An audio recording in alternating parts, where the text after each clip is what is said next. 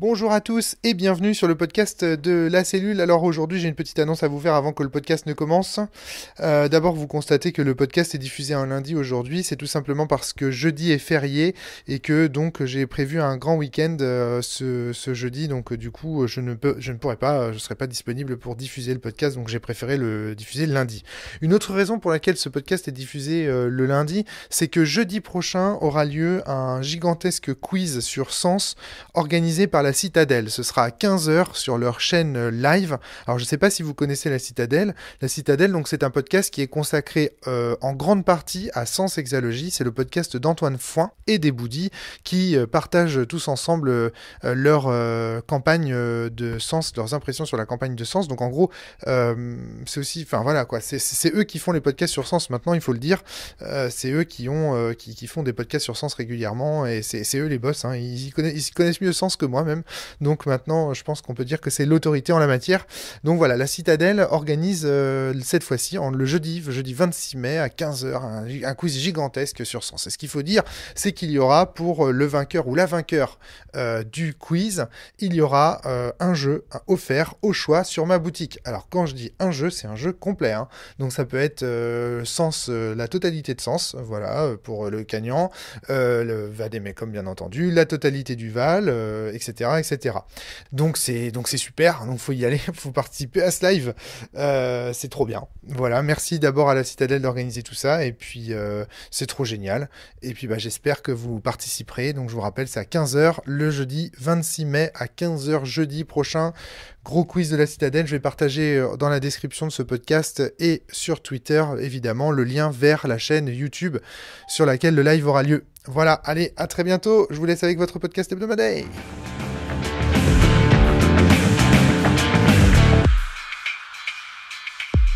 Bonjour à tous et bienvenue sur le podcast quasi mensuel de la cellule. Alors ça faisait longtemps qu'on n'avait pas enregistré des émissions. On a eu quelques petits soucis. Nous sommes aujourd'hui avec Jérémy Klein. Jérémy, bonjour, salut, bonjour. Bah très bien. Toujours ludothécaire à Plouer. Ouais.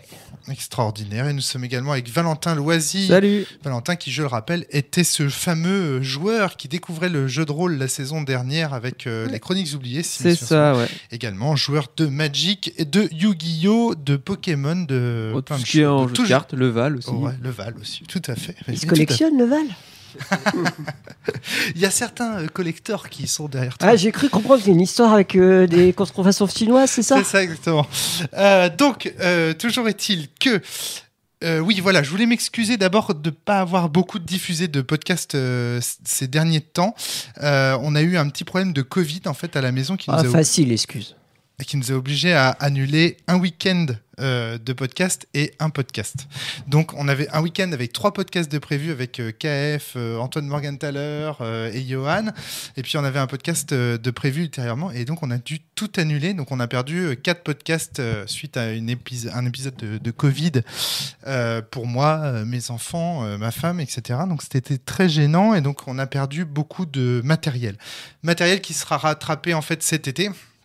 Et donc, du coup, en cette fin de saison, il n'y aura pas beaucoup d'émissions. Donc, je suis vraiment navré pour les auditeurs et auditrices qui nous écoutent fidèlement. Voilà, ça, c'était le petit mot. Tu avais une question, non ?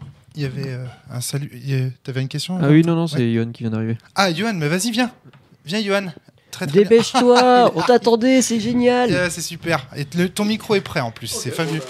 Il arrive toujours au bon moment. Ouais, au bon moment. Et les bras chargés de pâtisserie, de sucre pour les rôlistes. On vient juste de commencer, Johan. Ça va la pêche ? Ça va. Ça va. Et on va commencer tout de suite. Alors, ce soir, je vous propose... Alors, vous auriez dû être 4 ce soir. Julien Botton aurait dû être avec nous. Hélas, il a annulé, lui aussi pour raison de santé. D'ailleurs, il est malade. Vous auriez dû être 4 ce soir. Aujourd'hui, je vous propose une expérience. Vous allez playtester ma campagne Cthulhu, Donjons et Domino, première mondiale. Elle a été là, elle est complète, écrite complètement, etc. On l'avait déjà playtesté un petit peu avec Cédric et Flavie, mais on n'en avait fait qu'une seule partie. Michel, Tiphaine, Quentin et Lulu ont eu l'occasion également d'en tester une partie. Là, on va essayer de tester la campagne complète avec vous et avec un dispositif spécial, c'est-à-dire que je ne vais pas jouer. Je vais vous laisser, et non seulement je ne vais pas jouer, mais je vais vous laisser avec le matériel uniquement découvrir. Moi, évidemment, je resterai dans la salle en tant qu'observateur, je me permettrai de rire de temps en temps, ou alors de faire le naïf. Je vais peut-être jouer un personnage, parce que là, du coup, je ferai le 4e, et moi, je ne dirai rien, je serai le plus... même, je vais faire le con, vous verrez, parfois, je ferai semblant de ne pas comprendre, enfin voilà. Donc, je vais laisser l'un d'entre vous avec le matériel. Il est juste à côté de Johan. Alors, plusieurs choix. Soit on laisse le matériel à Johan, qui est fan de Donjons et Dominos, qui a lui-même écrit une campagne. Donc, ça veut dire, on imagine que c'est un joueur expert, finalement, qui arrive avec une campagne... J'aime beaucoup le « on imagine ». Non, mais... Excuse-moi. Dans la mesure où c'est une expérience pour moi, Oui. tu vois, l'idée, c'est d'essayer... Qu'est-ce que ça veut dire ? Et ça veut dire que la personne qui amène ce jeu, c'est quelqu'un qui, comme toi, connaît extrêmement En fait, bien tu le joues jeu. le propriétaire. En fait, on a deux jeux. Tu as le rôle du propriétaire qui va nous expliquer C'est ça. le jeu. C'est ça, Pas de exactement. souci. Ok. Alors, il y a ça. Ou alors, on se dit, carrément, on fait le crash test, on laisse soit à Valentin... toi aussi, tu as écrit une campagne pour Donjons et Non, Dragons. j'ai pas écrit une campagne, j'ai T'as fait un écrit petit un- scénario.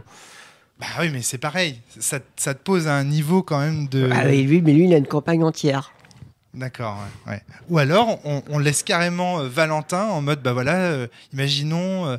mais je pense que c'est moins crédible qu'un débutant total... Alors, tu as déjà fait du Donjons et Dominos quand même. Hein. Ouais, mais j'aurais besoin Ouais, un voilà. peu de temps de lecture avant de Ouais, me lancer. ok. Alors justement, théoriquement, non. Ah oui, d'accord. C'est justement l'expérience que je veux tenter. Alors, mais néanmoins, je pense que c'est plus crédible d'imaginer que ce soit quelqu'un comme Johan ou Jérémy. A fortiori, je pense C'est Johan. parfaitement mon style de ramener ce genre de moi, choses. je serais le prêtre et lui, c'est le cardinal, tu vois. Ouais, voilà, c'est ça. Mais je pense que ce sera plutôt Je préfère le cardinal. cultiste. Le cultiste. Je pense que ce sera plutôt effectivement le rôle d'un cultiste que de ramener ce genre de campagne. Donc je pense, dans un premier temps, pour un premier crash test, je pense que je vais laisser Johan. D'ailleurs, j'avais fait ça aussi pour Donjons et Dominos, la première. Oui. J'ai beaucoup aimé ne pas connaître le jeu et voilà les règles. Je lis les règles. Débrouille-toi. Et puis maintenant, apprends-moi à jouer. C'est ça, exactement. Ok. C'est ce qu'on avait fait, c'est-à-dire que je lui avais juste laissé le manuel de règles en mode je pense que c'est possible d'apprendre à jouer sur le tard comme ça. Donc voilà ce qu'on va faire ce soir. Alors la campagne Cthulhu, Donjons et Dominos, au moment où vous écoutez ce podcast auditeur-auditrice, n'est pas encore sortie.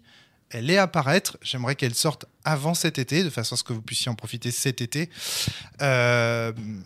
Ce que je voulais dire, c'est que si vous voulez jouer cette campagne en tant que joueur, et donc pas en tant qu'animateur, parce que je pense que moi, par exemple, il y a plusieurs fois où j'ai fait, avec Michel, Tiphaine, Lulu et Quentin, et avec Cédric et Flavie, j'ai maîtrisé cette campagne en un sens. C'est-à-dire que je suis arrivé en tant qu'animateur, moi j'avais écrit la campagne, donc j'animais c'est une possibilité. Vous pouvez arriver en ayant lu toute la campagne, en vous disant je vais faire découvrir la campagne à 4 joueurs, joueuses, ou à 3 joueurs, joueuses, et moi jouer le personnage qui restera. C'est une possibilité. Mais je pense que l'expérience optimale, c'est bien sûr, personne ne connaît. Et on a juste à lire. C'est la magie de Donjons et Dominos, c'est que théoriquement, il n'y a pas de meneur de jeu. On est censé juste le livre dont vous êtes le héros, quoi. Donc, tout est possible. En tout cas, si vous écoutez ce podcast, il y a de fortes chances pour que vous spoiliez méchamment. On va méchamment spoiler. Donc, ça veut dire que soit vous voulez faire la campagne, la découvrir quand elle va sortir, et dans ce cas-là, vous posez ce podcast, vous l'arrêtez dès maintenant. Soit vous voulez la découvrir et vous vous préparez plutôt à l'animer. Dans ce cas-là, vous pouvez écouter, mais sachant que vous ne pourrez jamais jouer. Soit vous voulez être joueur et ne vous faire aucun spoiler, soit ça vous intéresse pas.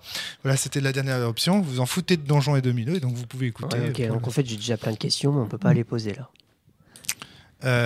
Si, parce que là, théoriquement, le joueur nous a déjà Ouais, quitté. mais en fait, Alors, moi, vas-y. j'ai envie de questionner l'auteur, j'ai pas envie de questionner le jeu à l'heure actuelle. On le fera peut-être tout après à le l'heure, test. ou alors c'est juste en découvrant. Spoiler, je crois qu'il y a des dominos. Ah oui, Donjons et Dominos, on a déjà eu l'occasion de le présenter à la cellule, En par plus. contre. Donc les gens connaissent déjà Donjons et Dominos. Ce qu'ils vont découvrir ce qu'on va découvrir là, c'est le supplément Cthulhu de Donjons et Dominos. Voilà.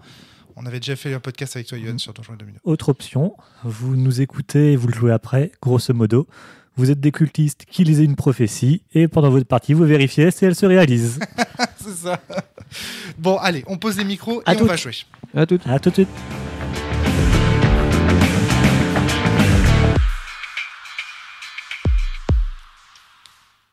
va nous entendre parler, il va se demander mais de quoi il parle. Ça tourne depuis tout à l'heure. Il enregistre. Et Romaric, tu nous entendras à ce moment-là, tu diras merde, j'ai lancé le micro trop tôt. C'est clair. Je perds trop de temps. C'est pas comment mettre stop. On n'a pas envie de toucher pour pas faire de bêtises. Et j'espère qu'il va vérifier quand même. On aurait pu dire plein de trucs merdiques en fait. Comment il aurait pu nous espionner? Est-ce que t'as vu qu'il avait signé chez un éditeur d'ailleurs Ouais, j'ai vu qu'il fait de la lèche et tout. Tout ce qu'il dit, c'est de la mauvaise foi. En fait, il est payé par Asmodée pour dire ça. C'est ça, exactement. Tu fais de la mauvaise pub. Sacré. C'est ce gros enfoiré. C'est sympa de nous avoir laissé le micro.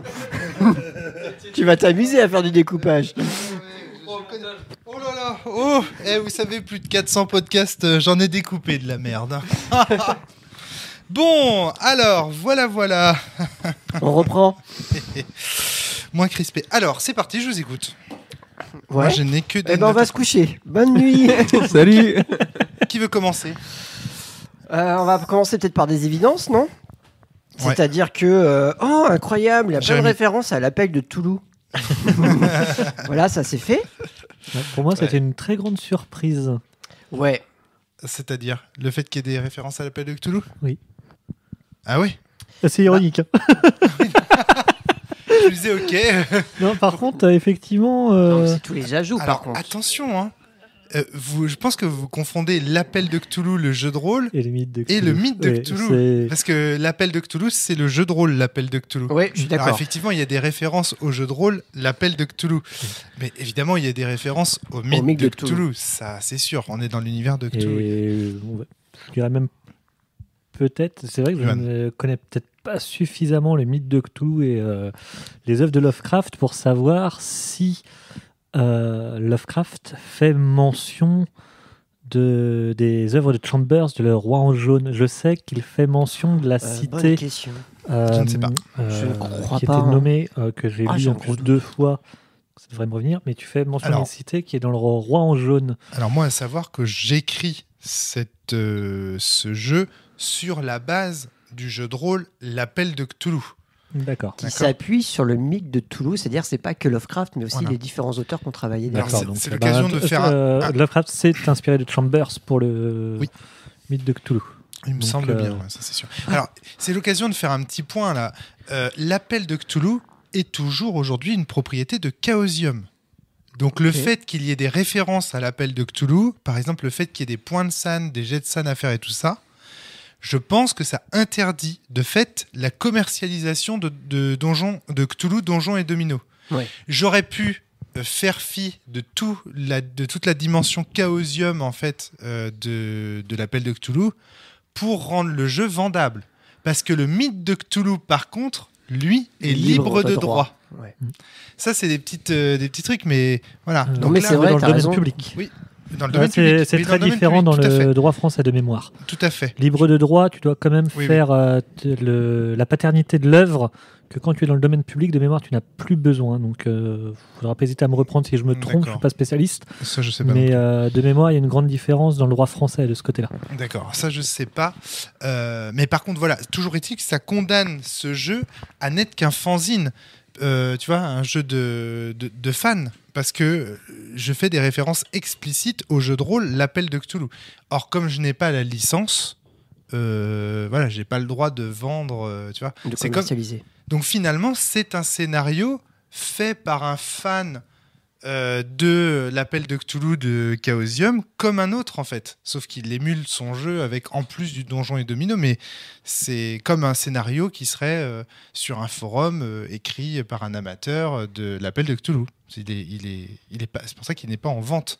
Donc dire qu'il y a des références à l'appel de Cthulhu, en réalité, ce que vous disiez tout à l'heure, ce n'est pas trivial. C'est très important. en Bah, réalité. surtout, en effet, pour les règles de droit, de commercialisation, des choses comme Exactement. ça. Ouais. Donc, effectivement. effectivement. Donc, on n'a rien gâché, il n'a pas de complot. Oui, il y a bien Voilà. plein de références à l'appel de tout. Voilà. Et donc notamment les jets de SAN, donc indécents.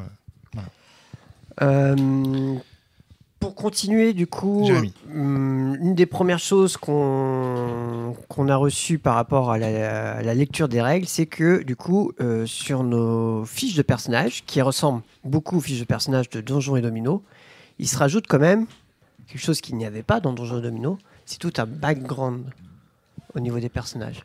Oui. Et ça, déjà, ça va nous amener vers un jeu qui n'est pas le jeu puzzle Donjons et Dominos. Parce que pour moi, le Donjons et Dominos, je le joue en mode le jeu puzzle. C'est-à-dire que je suis face à des données, il y a des stats, l'aléatoire, mais qui peut gérer suivant les positions de différents personnages. Enfin bref, c'est un jeu qui peut vraiment se jouer en solo. Je sais pas si... Je pense que je prendrais pas plaisir à jouer en solo ce jeu-là. Parce que tout le background nous amène plus vers un côté roleplay. Je pense qu'on va y venir plus longuement. Oui, je suis assez d'accord avec toi. Moi, déjà, effectivement, j'ai une première remarque de ce côté-là, et c'est là où déjà, je pense que moi, j'ai déjà commencé à parler d'une des mécaniques que tu intègres dans cette Johan. mouture de Donjons et Dominos. C'est à un moment de temps, la partie, maintenant, c'est clairement, je crois que c'est explicité, faites du roleplay par rapport aux données que vous avez récupérées sur vos feuilles de personnages. Et là, effectivement, quand tu es tout seul, cette phase-là, moi, cette étape-là, ne sert strictement à rien. Et on peut choisir justement les informations qu'on juge cruciales de les donner, celles qu'on préfère garder un peu pour soi, on n'en parle pas. Ouais. Et je pense que si on joue tout seul, ou au moins en effectif réduit, je crois avoir lu...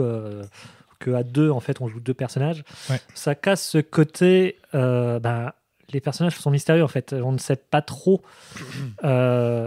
si la personne, on ne sait pas si la personne a révélé, en fait, toutes les facettes de son personnage ou toutes les subtilités de son personnage. Ouais, et ça, tout à fait. c'est vraiment bienvenu, en fait. Valentin. Et est-ce que ça peut se faire en format aussi c'est pensé pour jouer à plusieurs, mais est-ce qu'on peut l'imaginer, faire un scénario pour comme le livre dont tu es le héros? Oui. Bah, logiquement, oui, tu peux jouer tout seul. Moi, c'est ça. Hein. Ah oui, tu peux tout à fait jouer tout seul. Alors après, je suis d'accord avec Johan et Jérémy sur ce point, c'est que ça reste nettement moins intéressant tout seul qu'à 2 joueurs. Oui. 2 joueurs, c'est le minimum.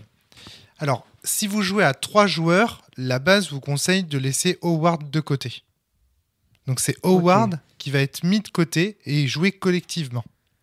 Ah, ok. Parce que dans le scénario, on découvre, et ça Jérémy a commencé à découvrir, que Howard est le héros.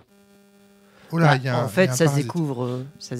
Il y a un parasite, il y a quelque chose qui parasite. Oui. Ah, c'est pas grave. T'as appuyé sur quelque chose? J'ai dû appuyer sur, Sur le câble. un des câbles, Ok. sauf exprès. Du coup, parce que c'est toi le Ça fils. se repère même à l'introduction.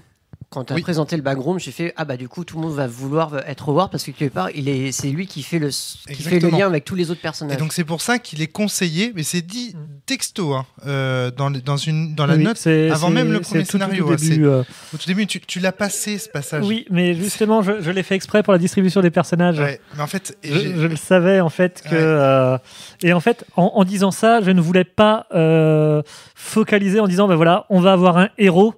Dans ce cas-là, je comprends. Je comprends, mais en fait, il est important de tout lire. Or, la première chose que je remarque, c'est que comme on était un peu pressé par le temps et que je t'ai mis le livre dans les mains à brûle pour toi, il y a des moments où tu as lu non et tu as sauté. Et en fait, je pense la que partie tout type est de important. Toulouse sera donc un joueur ou une joueuse pour chaque personnage, sauf pour le professeur Howard, mais évidemment, rien n'empêche de tenter cette aventure à 4 joueurs ou joueuses. Bien Dans la au mesure où contraire. il concentrise beaucoup de révélations, l'idéal est donc de le jouer de façon. Tu vois, c'est hyper important. Ouais. La partie type de Cthulhu et Donjons et Dominos serait donc un joueur ou une joueuse pour chaque personnage, sauf pour le professeur Howard. Mhm. Donc en réalité, c'est plutôt un jeu à 3 joueurs plutôt qu'un jeu à 4. Et ça, on va y revenir quand on va. Et pourquoi ? Parce que je sais que la situation qu'a vécue Valentin ce soir, elle peut être amenée à se reproduire très souvent. Ouais. Ouais, Parce que c'est terrible Donjons et soirée, Dominos. ce soir. Et on va en parler. On va voir ce qui s'est passé pour Valentin. Mais donc la partie optimale, c'est plutôt 3 joueurs que 4 joueurs. Mais à 4 joueurs, ça marche aussi. Il y a aucun souci. Mais c'était déjà le cas avec Donjons et Dominos classique. Voilà, c'est Ça ça. avait déjà signalé que c'était mieux à 2-3 joueurs qu'à 4 joueurs aussi, non? Oui, dans la vidéo. Ok. Je sais pas si c'est. Si je crois que c'est précis dans la base aussi. Vas-y, hein, continue. Je sais pas si- Ok. Enfin, continue. Deuxième élément aussi intéressant, c'est que on sait qu'on va être dans un jeu où l'histoire va être plus importante parce que tu nous rajoutes une note de mystère qui va bien sûr avec l'ambiance Toulouse, avec cette fameuse enveloppe fermée qui va être posée à côté du jeu, donc sur la table, bien présente. Mais il y a une enveloppe, on ne sait pas à quoi ça sert.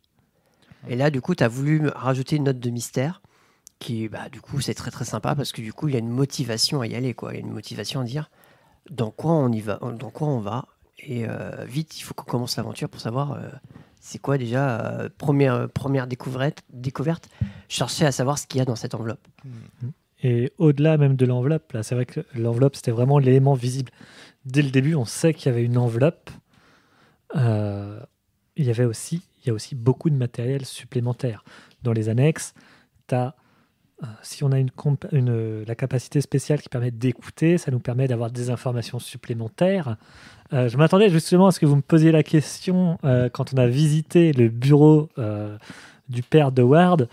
Non, mais t'as écouté aussi quelque chose. C'était quoi? C'est marrant que personne t'ait posé la Oui, question. oui. C'est pour ça. Je voyais de temps en temps des petits regards de la part de Rome sur. Tu dis rien. Tu dis rien. Non, Bon, moi, tu sais pourquoi je t'ai pas demandé? Parce que d'expérience, je sais que c'est le genre de compétences écoutées qui t'amènent le plus souvent à perdre des points de SAN qu'à en gagner. C'est comme bibliothèque, tu sais, tu fais « Oh, trop bien, j'ai bibliothèque ». Puis la plupart du temps, les livres que tu trouves, en fait, ils vont te rendre fou parce qu'ils contiennent du contenu que tu n'aurais pas dû lire. Et Donc, voilà. Vas-y, Johan, Vas-y. je prie. Et je suis content de la manière dont tu as amené ces compétences-là. Je m'explique. J'avais peur que ce soit ces fameuses compétences perception qu'on retrouve partout, où tu arrives dans une salle, faites-moi un jet d'observation. Et puis si tu rates, tu ne vois pas le gobelin ninja qui est à 3 mètres de toi, en oui, pleine non, lumière. non. Et j'avais peur que ce soit quelque chose comme ça. Et là, en fait, c'est effectivement, vous rentrez dans la salle, vous avez la compétence là. Voilà ce qui peut se passer. Après, la seule petite chose que je trouve un peu dommage, c'est que la personne qui, du coup, lit le jeu, moins le scénario, n'a pas un encart pour dire si il y a une personne qui a ça, qui a cette compétence, lisez ce qui suit. Parce que là, ça force en fait à lire. Si vous avez la compétence écoutée, dans ce cas-là, faites ça. Donc ça force en fait la personne qui a écouté. Moi, pas tout à fait parce que là c'est celui qui révèle, mais admettons pour la bibliothèque, c'était marqué si vous avez un joueur qui a la compétence bibliothèque, dans ce cas-là, il va pouvoir faire une action supplémentaire. Là en fait, ce ne serait pas explicité. Tu rentres dans la bibliothèque alors que tu as la bibliothèque. Là, d'un coup, tu as celui qui a le livre qui dit t'es entre la bibliothèque alors que la bibliothèque. Donc, du coup, voilà ce qui peut se passer. Ouais. Voilà ce qui va se passer. En fait, ça forcerait en fait, à avoir une mécanique de jeu que tu découvres, en fait, qui te permet de montrer que quand tu rentres dans une pièce, quand tu as une compétence qui est en rapport avec cette pièce, ça te permet. Alors, je vais te dire pourquoi j'ai fait le choix de ne pas faire ça. Ouais. Parce que la charge cognitive, dans ces cas-là, est sur la personne qui lit. Et entièrement sur cette personne. C'est à elle de se souvenir qu'il y a bibliothèque à cet endroit-là. Alors que là, en disant, si vous avez bibliothèque, la personne qui a bibliothèque active, ses petites neurones s'activent en mode, mais c'est moi. Et du coup, c'est lui qui a la charge mentale. Exact. Et puis c'est vrai que moi, je me suis retrouvé 2-3 fois en porte-à-faux à cause de la charge mentale de tout le reste, en fait. Donc déjà, c'est suffisant. Donc il faut vraiment veiller à bien répartir. Non, le rôle du lecteur, c'est de lire. Le rôle des joueurs, c'est de voir quand il y a un truc qui s'active. Et d'ailleurs, ça s'est très bien passé à cette partie. Ouais. Tout le monde a activé ses petits neurones quand il fallait. La bibliothèque, immédiatement, Jérémy s'est dit c'est moi qui ai bibliothèque, il va y avoir un truc pour moi là. Tac, tac, tac. Ça a très très bien fonctionné de ce point de vue-là. Et je pense que ça doit rester comme ça. Le seul défaut de ce truc, c'est que quand tu imprimes la base et que tu découpes, parce que c'est moi qui l'ai fait, quand tu découpes les aides de jeu, il y a certaines formes d'aides de jeu que tu vois forcément, parce qu'en les découpant, tu vois un peu ce qui va être trouvé. Donc, celui qui est amené à découper les aides de jeu va un petit peu se spoiler. Mais bon, voilà. Alors, en général, c'est alors, comment il s'appelle d'ailleurs, le maître de jeu dans l'appel de Cthulhu? C'est le compteur? Non, comment il s'appelle? Il a un autre nom. Le compteur, c'est un vampire, je crois. J'ai fait qu'une seule partie, donc je suis il pas a un vraiment nom, la référence. et pareil, il a un nom particulier. Bon, Le maître des arcanes, non. Ah, je sais plus. Le zététicien. A fait un jet de San. Donc, du coup, en général, le maître de jeu, lui, il connaît le scénario, donc c'est normal qu'il ait à découper. Là, il y a toujours quelqu'un qui en sait un peu plus que les autres quand même, et c'est souvent la personne qui lit et qui apporte. Et en même temps, c'est nécessaire, parce que comme ça, il se souvient qu'il a découpé un truc et il a hâte de les donner pour voir le contenu. Enfin, je trouve qu'il y a quelque chose de logique là-dedans. Et, voilà. et j'invite vraiment les auditeurs, c'était moi qui étais du coup le lecteur pour cette partie-là, vous découpez les aides de jeu, vous faites en sorte de ne pas trop les voir, hein, mais par contre, vous ne lisez pas. Parce que le fait de le découvrir avec tout le monde, ça rajoute quand même une grosse part de plaisir. Et des jurons que tu vas te prendre de manière à distance, un peu comme je l'ai fait, en mode « Ah !»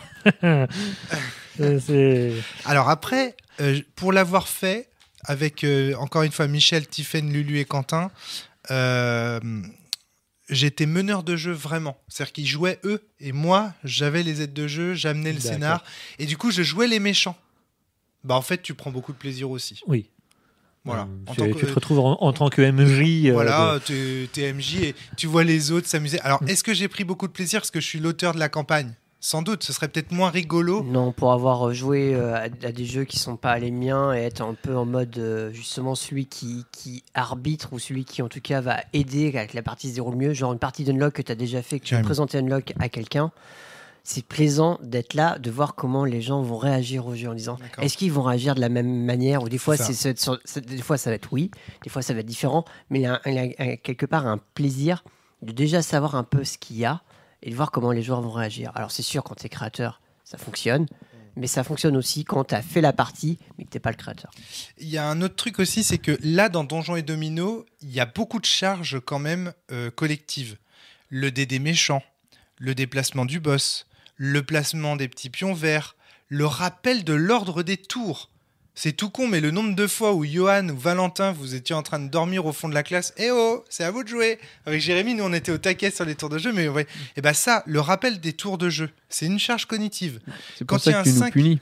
Tout à fait. À la fin, je tape avec la baguette en bois. Mais tu vois, quand il y a un 5e joueur, un maître de jeu, en fait, un maître de cérémonie, ben c'est lui qui rappelle les tours de jeu. Et donc, du coup, les joueurs n'ont juste qu'à prendre du plaisir. Moi, j'ai vu Michel, Tiffaine, Quentin, Lulu, ils ne se sont pas pris la tête sur l'aspect technique du truc. C'est moi qui lançais les dés, c'est moi qui disais.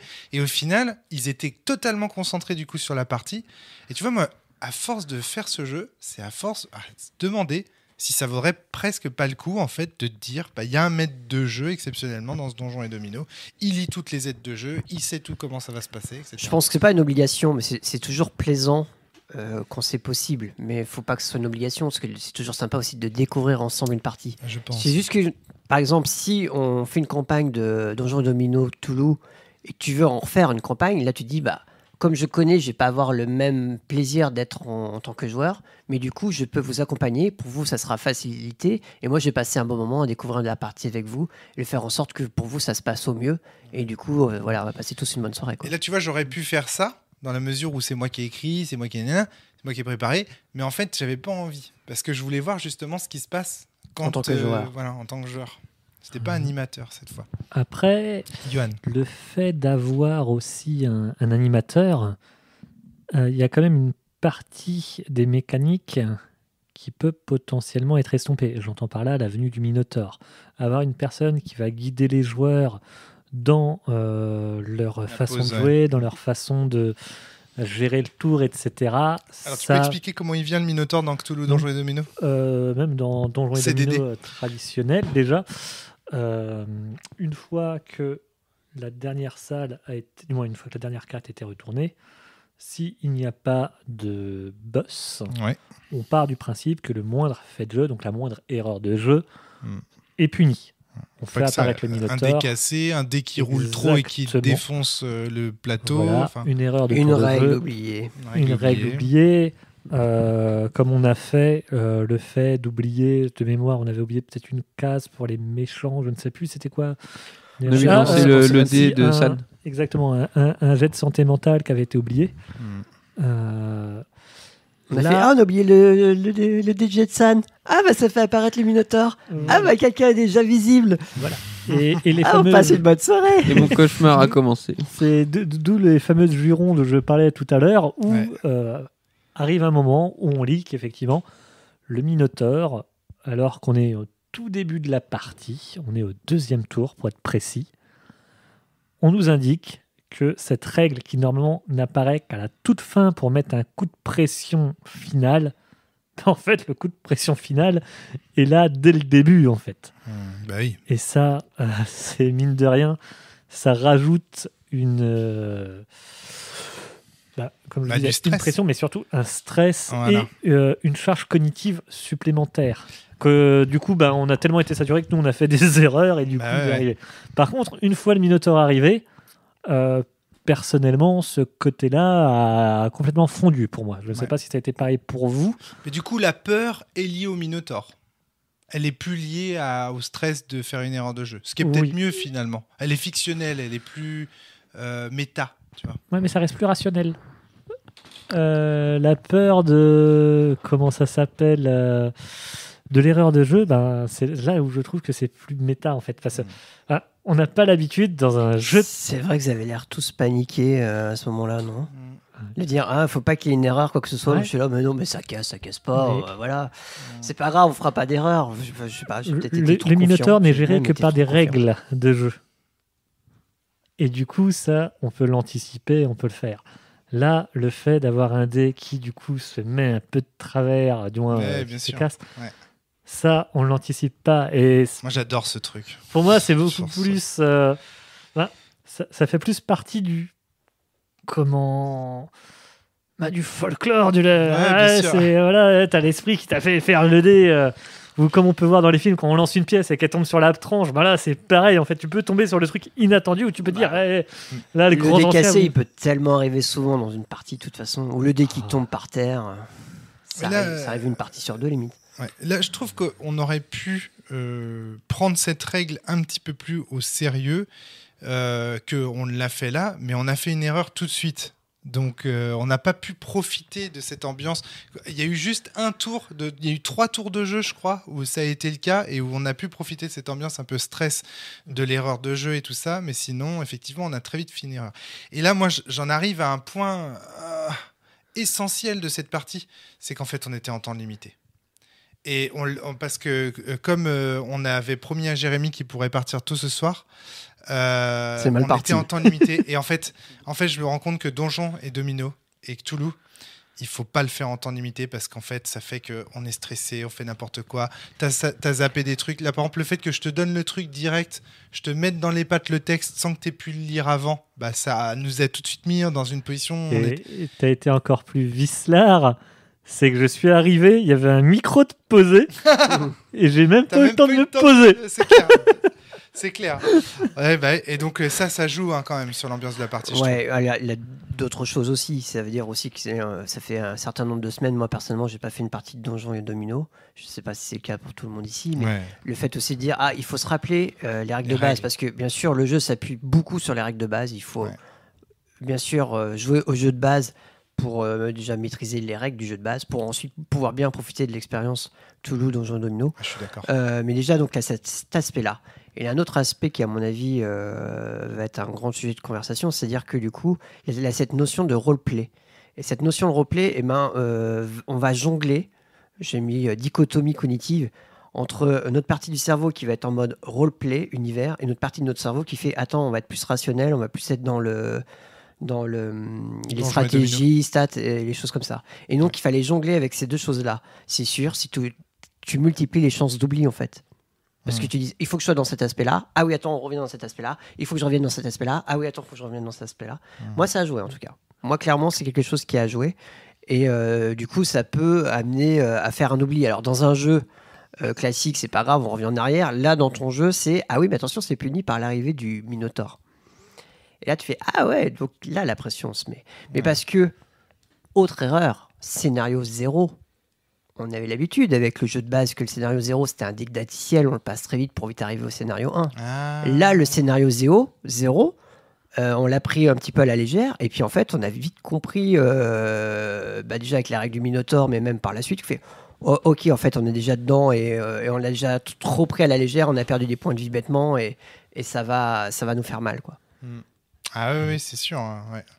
Et d'autant que le début du scénario ne te prépare absolument pas à la suite. J'entends par là, vous allez me dire si vous êtes d'accord, Valentin et Jérémy. Quand j'ai vu l'introduction, donc on commence par une salle obligatoire. Et là, c'est là où arrive cette fameuse scène de... j'appelle ça une scène, mais on nous donne nos feuilles de personnages complètes, donc avec nos caractéristiques et le background qui va avec. Et d'un coup, on nous dit « faites du roleplay ». Et là, une fois qu'on a commencé à être dans l'échange d'informations, etc., je me suis dit « ok, le premier scénario, ça va poser l'ambiance, ça va vraiment expliquer l'univers. » Et du coup, les salles qu'on va découvrir par la suite, parce que je voyais pas comment... pour l'instant, je partais du principe que tu n'allais pas rajouter des règles dans les couloirs traditionnels, mais uniquement dans les salles. Donc je me suis dit, ça va être uniquement quand on va dévoiler les salles qu'il va y avoir du background qui va se rajouter. On va en apprendre un peu plus sur la trame de fond de cette famille, etc. D'ailleurs, je suppose que tu es aussi inspiré de Shadow Island. Ah oui, bien sûr. Voilà. C'est l'OST qui est conseillé pour jouer avec Donjons et Dominos, c'est Alone in the Dark 4 qui se passe sur Shadow Island. D'accord, oui. Donc, ouais. Shadow Island, je vais parler du GN. Oui, mais bien sûr. Ah, c'est aussi conseillé. C'est la même chose. Le okay. Shadow Island, le GN Shadow Island, il est totalement inspiré. La famille Morton qu'on joue dans le GN Shadow Island, c'est la famille Morton je ne connais The Dark 4. Que la réputation Alone in the Dark. Donc, ouais. Et il y a même Eden Shaw qui est un personnage de Alone in the Dark. Ouais. On a eu l'occasion d'en parler puisque on a débriefé le GN Shadow Island. Exactement. C'est d'où le fait que ça m'a fait penser à ça. D'accord, oui. Parce que je l'ai écouté 2 fois pour. C'est la même source d'inspiration en fait. Les deux jeux ont la même source d'inspiration. Je n'avais pas relevé qu'il y avait du. C'est comme Nadia, le secret de l'eau bleue, Stargate et Atlantide de Walt Disney, le monde perdu, tu vois. C'est qu'en fait, comme ils s'inspirent des mêmes choses, ils se ressemblent beaucoup parce qu'ils ont les mêmes sources d'inspiration et non pas parce que les uns ont copié sur les autres. Okay. Même si je suspecte quand même Atlantide et le monde perdu d'avoir un peu copié sur l'introduction de Stargate. Mais... il y a eu Stargate Atlantide en plus. Oui, Atlantis. Atlantis, pardon. Tout à fait, complètement. Voilà. Donc oui, pardon. Pour revenir à ce que je disais, c'est qu'effectivement, tout le début en fait donne l'impression que ça va être axé roleplay et qu'en fait tu vas découvrir du background et d'un coup tu te prends des claques à coups d'ennemis. Et je ne sais pas si vous avez ressenti ça, si vous vous disiez en fait après être sorti de la première salle, si vous vous disiez que vous alliez rencontrer. T'as déjà eu de la chance d'être sorti de la grande salle. Ouais. J'allais exactement dire ça, c'est-à-dire que l'expérience de jeu n'a pas été la même à partir de ça. Oui, tout à fait. Alors Valentin, c'est peut-être le moment de nous raconter ta partie. Très belle expérience. J'ai visité toutes les cases de la pièce. C'est ça. Mais j'ai été très vite pris par le Minotaur. Après, j'ai fait une erreur de jeu dès le début, où j'ai mal interprété le texte de mon personnage. Donc en fait, dès le départ, j'ai pas beaucoup de mouvements. J'ai commencé avec 2 mouvements. Ouais, mais c'est suffisant. C'est vraiment suffisant pour ce scénario, de mouvements. Okay. Ah oui, largement. Ouais. Mais je suis parti en faisant juste un pas. Mais nous tous, on était à 3, donc on avançait beaucoup plus vite. Et du coup, il avait du recul. Attendez-moi. Jérémy, c'était à nous de nous mettre OK, en fait. Bah oui. C'est-à-dire qu'en fait, on a joué comme des pieds, cette partie, en réalité. Moi, j'ai dit en plus à Valentin, je lui ai dit, t'as que 2 en mouvement. J'ai regardé tout le monde, j'ai vu que tout le monde était parti en mode OK, on fonce. Mais derrière. Mais on était en mode mais en vrai, non, quoi. C'est-à-dire qu'en fait, il faut jamais faire ça. Et en plus, vu que c'est le voleur qui loot, c'est lui qui récupère nos objets. Donc on est nuls, c'est tout. On a été nuls. Scénario 0, je dirais pas qu'on était nuls, on était trop tranquille. On n'a pas vu le coup venir. Ouais. Tu vois, c'est comme si tu joues, je sais pas moi, un jeu simple pour enfants de 3 ans, genre Kirby, où tu perds limite jamais. Et puis ensuite, regardez, j'ai un nouveau jeu Kirby, mais en fait, c'est version horreur, interdit aux moins de 18 ans. Et tu dis, j'étais pas préparé. C'est un peu ça. C'est vrai. C'est exactement ça. Et donc, Valentin, à partir de là, donc toi, t'es resté dans la première pièce parce que t'avais mal interprété une des consignes de ton personnage. C'est comme ça que j'ai pris du retard, je vous ai jamais rattrapé, surtout. Bon, il n'y a pas que ça. Au départ, en fait, quand tu fais t'as 2 points de mouvement, t'as quand même En fait, tu sais que les ennemis frappent sur Casper, donc toutes les cases est blanche, donc toutes les cases de cette salle sont piégées. sauf la case 1. Et toi, tu es resté toujours sur case 2 ou 6. Ouais, j'ai très mal joué la partie, Oui, c'est clair. je suspecte à...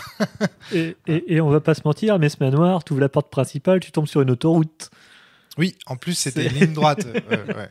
Alors ça, c'est normal. Hein. En fait, c'est complètement normal. Statistiquement parlant, vu qu'on dégaine la grande salle au départ, c'est normal en réalité. Et donc, c'est voulu, c'est complètement volontaire. D'ailleurs, tu as quand même plusieurs tours pour trouver une issue, parce que logiquement, le Minotaure n'apparaît qu'au deuxième tour des ennemis, puisque le premier tour des ennemis est safe. Parce que vous dites, oui, on n'a pas eu le temps de se mettre dans le bain et tout. Mais je vous rappelle quand même que je vous ai laissé un premier tour des ennemis où il ne se passe rien. Mais on l'a vendangé. Bah, justement, on s'est dit, il n'y a pas d'ennemis dans cette partie. Ouais. T'es en train de présenter le truc, mais nous, moi j'étais relax. Ouais, il n'y a pas d'ennemis, on a le temps de découvrir petit à petit. Il y aura peut-être un ou deux histoire de réapprendre comment on doit attaquer. Ouais. Ah non. Non, c'est tout de suite. Ah non, mais c'est drôle, hein, c'est très aussi très Cthulhu aussi. C'est très Cthulhu, mais oui. C'est-à-dire qu'on arrive, alors oui, le manoir est lugubre, l'histoire est sombre, tu sais que ça va être merdique dans l'histoire. Mais t'arrives en disant oui, ça va, et puis tout de suite tu fais attends, il y a des choses que je comprends pas, il y a des morts, il y a des créatures et tout ça. Et... C'est un scénario de Cthulhu en accéléré. Oui, et puis ça nous sort des sentiers battus. Et du coup, je sais que pour les prochains scénarios, le moindre ligne de texte, le moindre truc à la con. Voilà. Là déjà, moi il y avait une chose que j'avais pas. C'est pour ça que je disais que c'était vachement bien qu'on avait chacun, en fonction des actions, des éléments d'aide de jeu qui nous étaient donnés, c'était individuel. Parce que moi il y avait une information sur ce que j'ai écouté. C'est pour ça, et tout, faites attention, j'avais cru entendre qu'à la bibliothèque, il se passait un truc. Et moi, Attention à ton micro, Yoann. Ah, excellent. C'est pas grave. C'est pas dramatique. Je... Contrairement à la situation de Valentin dans cette partie, bien entendu. C'était pathologique. Et du coup, j'ai relu 2 fois dans ma tête ce qu'il y avait dans la bibliothèque pour me dire est-ce que j'ai raté quelque chose, parce que je savais que les ennemis étaient allés à la bibliothèque faire quelque chose. Et en fait, tu réalises non. Et en fait, au bout d'un moment, tu deviens parano en fait dans le jeu. Bien sûr. En tout cas, moi, c'est de cette manière que je l'ai ressenti, quoi. Je voulais juste rajouter un élément, c'est que dans Cthulhu Donjons et Domino, quand on est au sol, quand on est à terre, on peut lancer, quand on n'a plus de points de vie, quand on est tout blessé, on peut lancer un D6 et sur un 5 ou un 6, on se relève et on peut jouer son tour de façon normale. Heureusement qu'il y a cette règle, parce que sinon, Valentin, tu te serais vraiment fait chier. Ah bah là, ouais, c'est clair. Hein. Là, t'as pu quand même te relever 2-3 fois, je crois, au moins. Mémoire 3 fois, je crois. Moi, une fois, mais une fois mémorable, où je me relève et je loot de la potion et je reviens dans le... Ah, j'étais content. Senseiya. Ah oui, vraiment, j'étais heureux. C'est vrai que c'était une résurrection. Ah ouais, c'était une vraie résurrection. Je voudrais revenir sur cet aspect dichotomie de Donjons et Domino.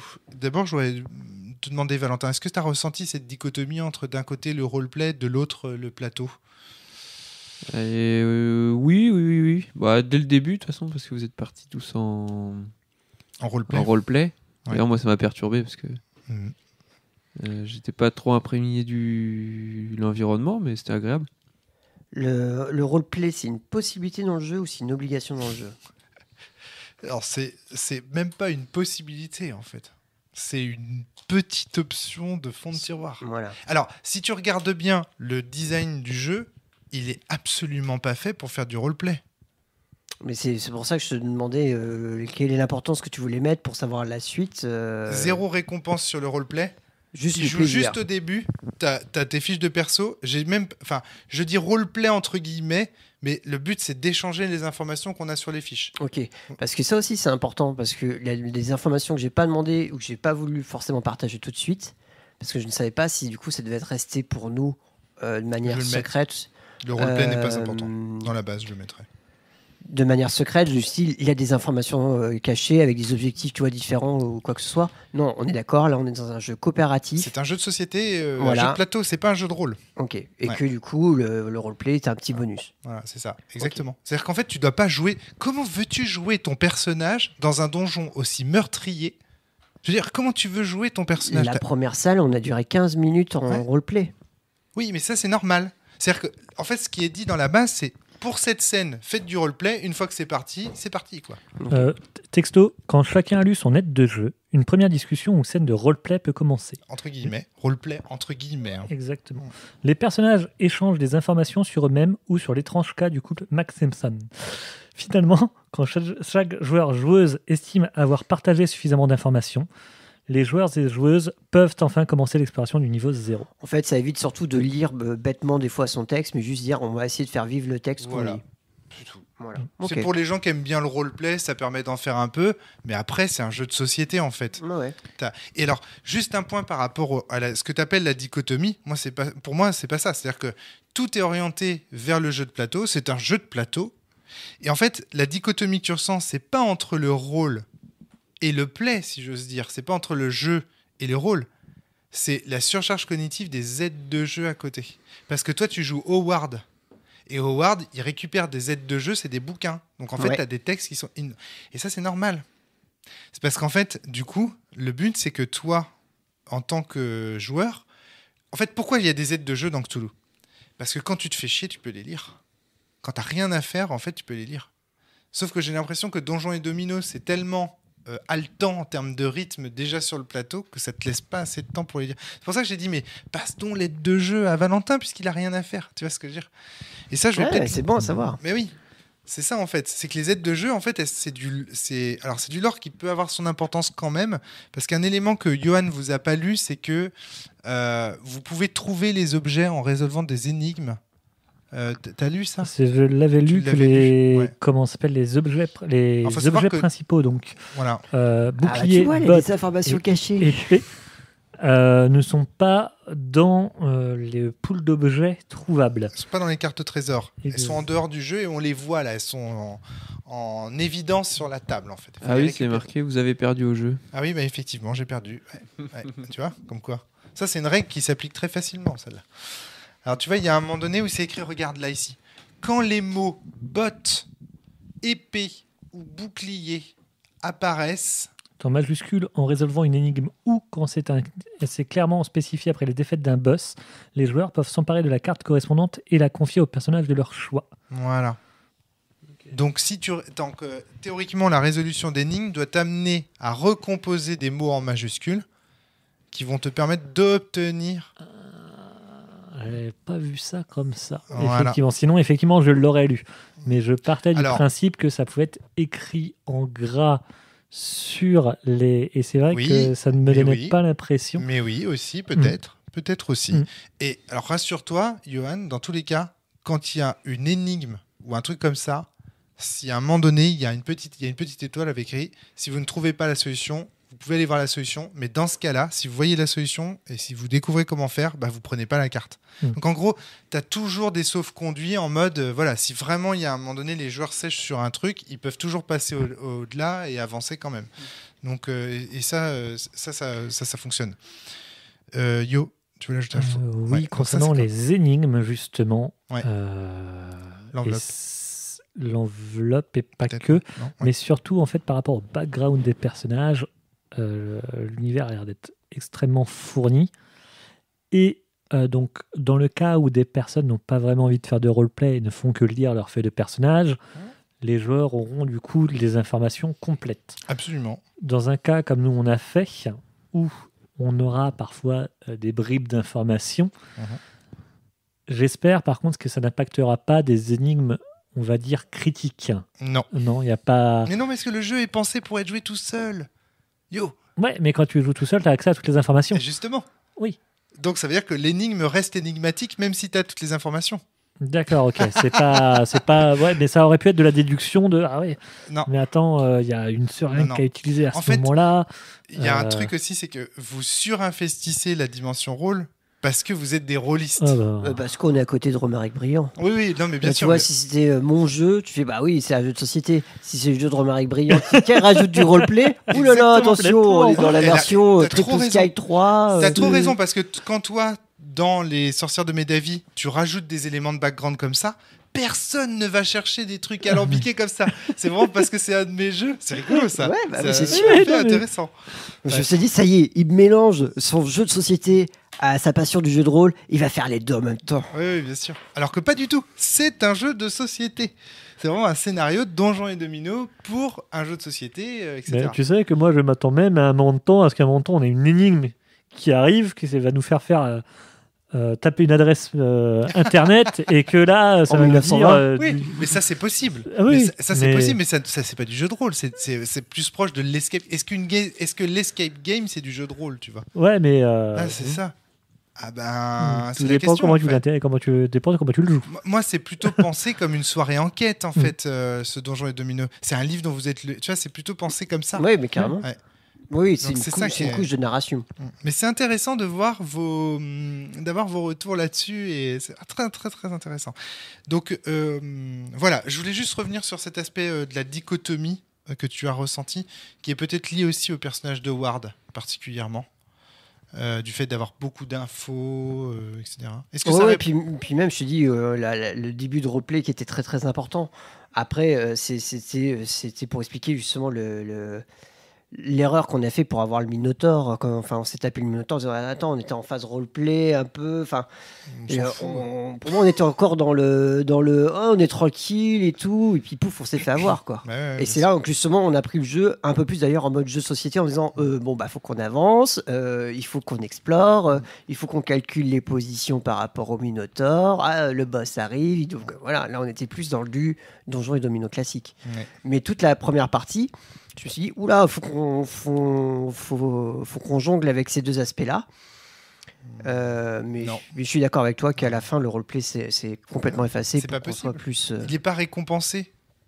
Si encore il y avait des points pour le roleplay, je dis pas, mais en plus le sauf fait... si tu as des objectifs cachés pour les personnages. Mais c'est bête ce que je dis. Encore une fois, je me fais avoir parce que c'était Romaric Brillant. J'ai pas Ouais. réfléchi parce que on peut jouer tout seul à ce jeu-là. Donc avoir des objectifs cachés dans un jeu, on peut jouer tout seul, c'est débile.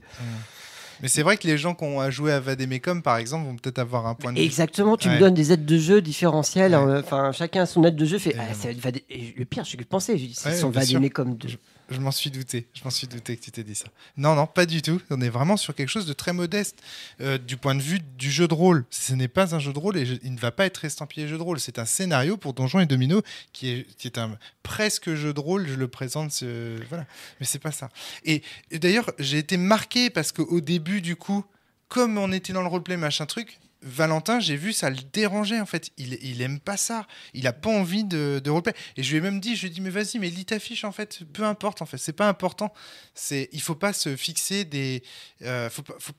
faut pas attendre de ces joueurs un truc de fou. C'est fait pour jouer avec des gens qui aiment le jeu de plateau et uniquement le jeu de plateau et qui sont pas familiarisés avec une expérience théâtrale ou je sais pas quoi.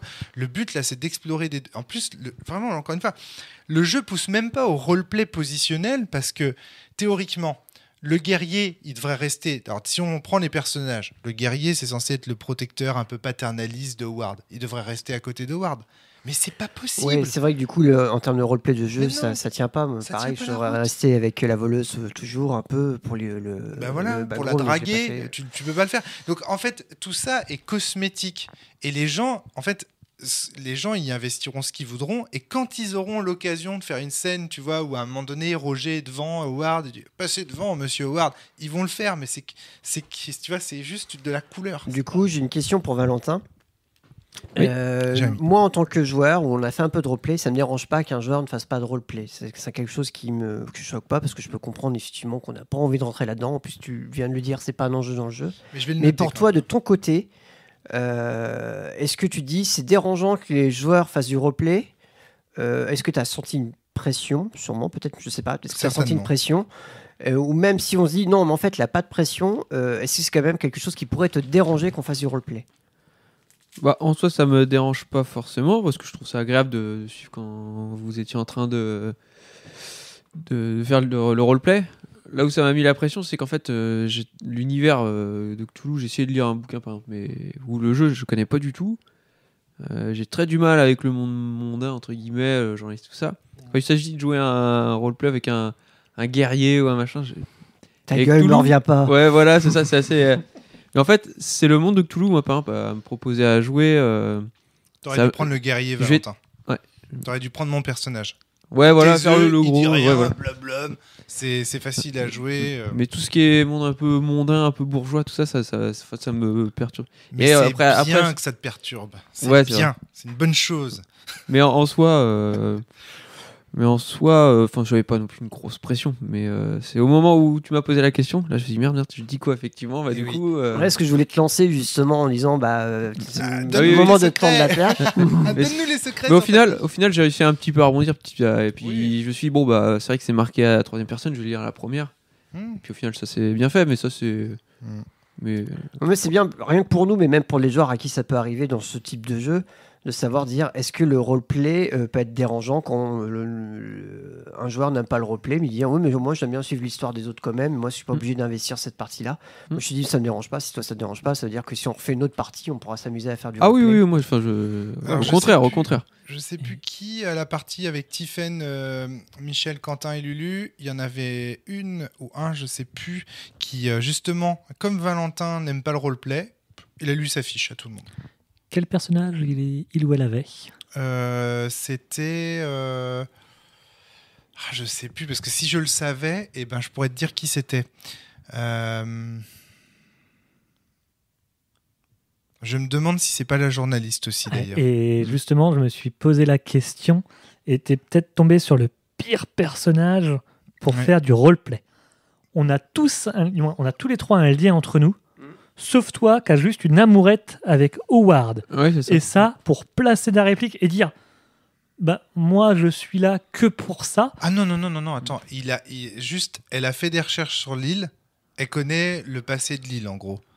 Ouais, t'as Ouais, pas mais- besoin d'être copain avec quelqu'un pour dire Et- que t'as fait des recherches sur l'île. Howard, et là, c'est son domaine qu'on lui a légué. Ah oui, d'accord, je vois ce que tu veux dire. Oui, t'as moins de Toi- background que les autres. Oui, ok. Tu étais le garde-chasse, tu as toujours été sur l'île. Ouais. Moi, c'est. Mais y a rien, hein. Y a rien sur l'île dans les le deux médecin jeux. de la famille. En fait, on Ouais, a, le on médecin a de fait la un roleplay famille. tout autour des parents, On de mes était- parents. Mm. Et du coup, en effet, on est trois à connaître les parents. Et la Voilà, journaliste ne et connaissait pas. on a tous un métier sur l'île en fait, ou du moins une raison d'être sur cette île-là. À part toi qui Mais justement- débarque avec Howard. Mais justement, c'est le rôle le plus simple à faire. Il pouvait juste répondre bah, moi j'accompagne Howard, point. Ouais. Bah, tu vois, c'est Ouais. sûr, c'est. Mais dans ce cas-là, étant pourrais donné dire que là, l'inverse. ouais, mais en fait, ça c'est bien pour moi quand tu es habitué à faire du roleplay en improvisation, où tu sais que voilà, tu peux te permettre de ne pas donner d'informations.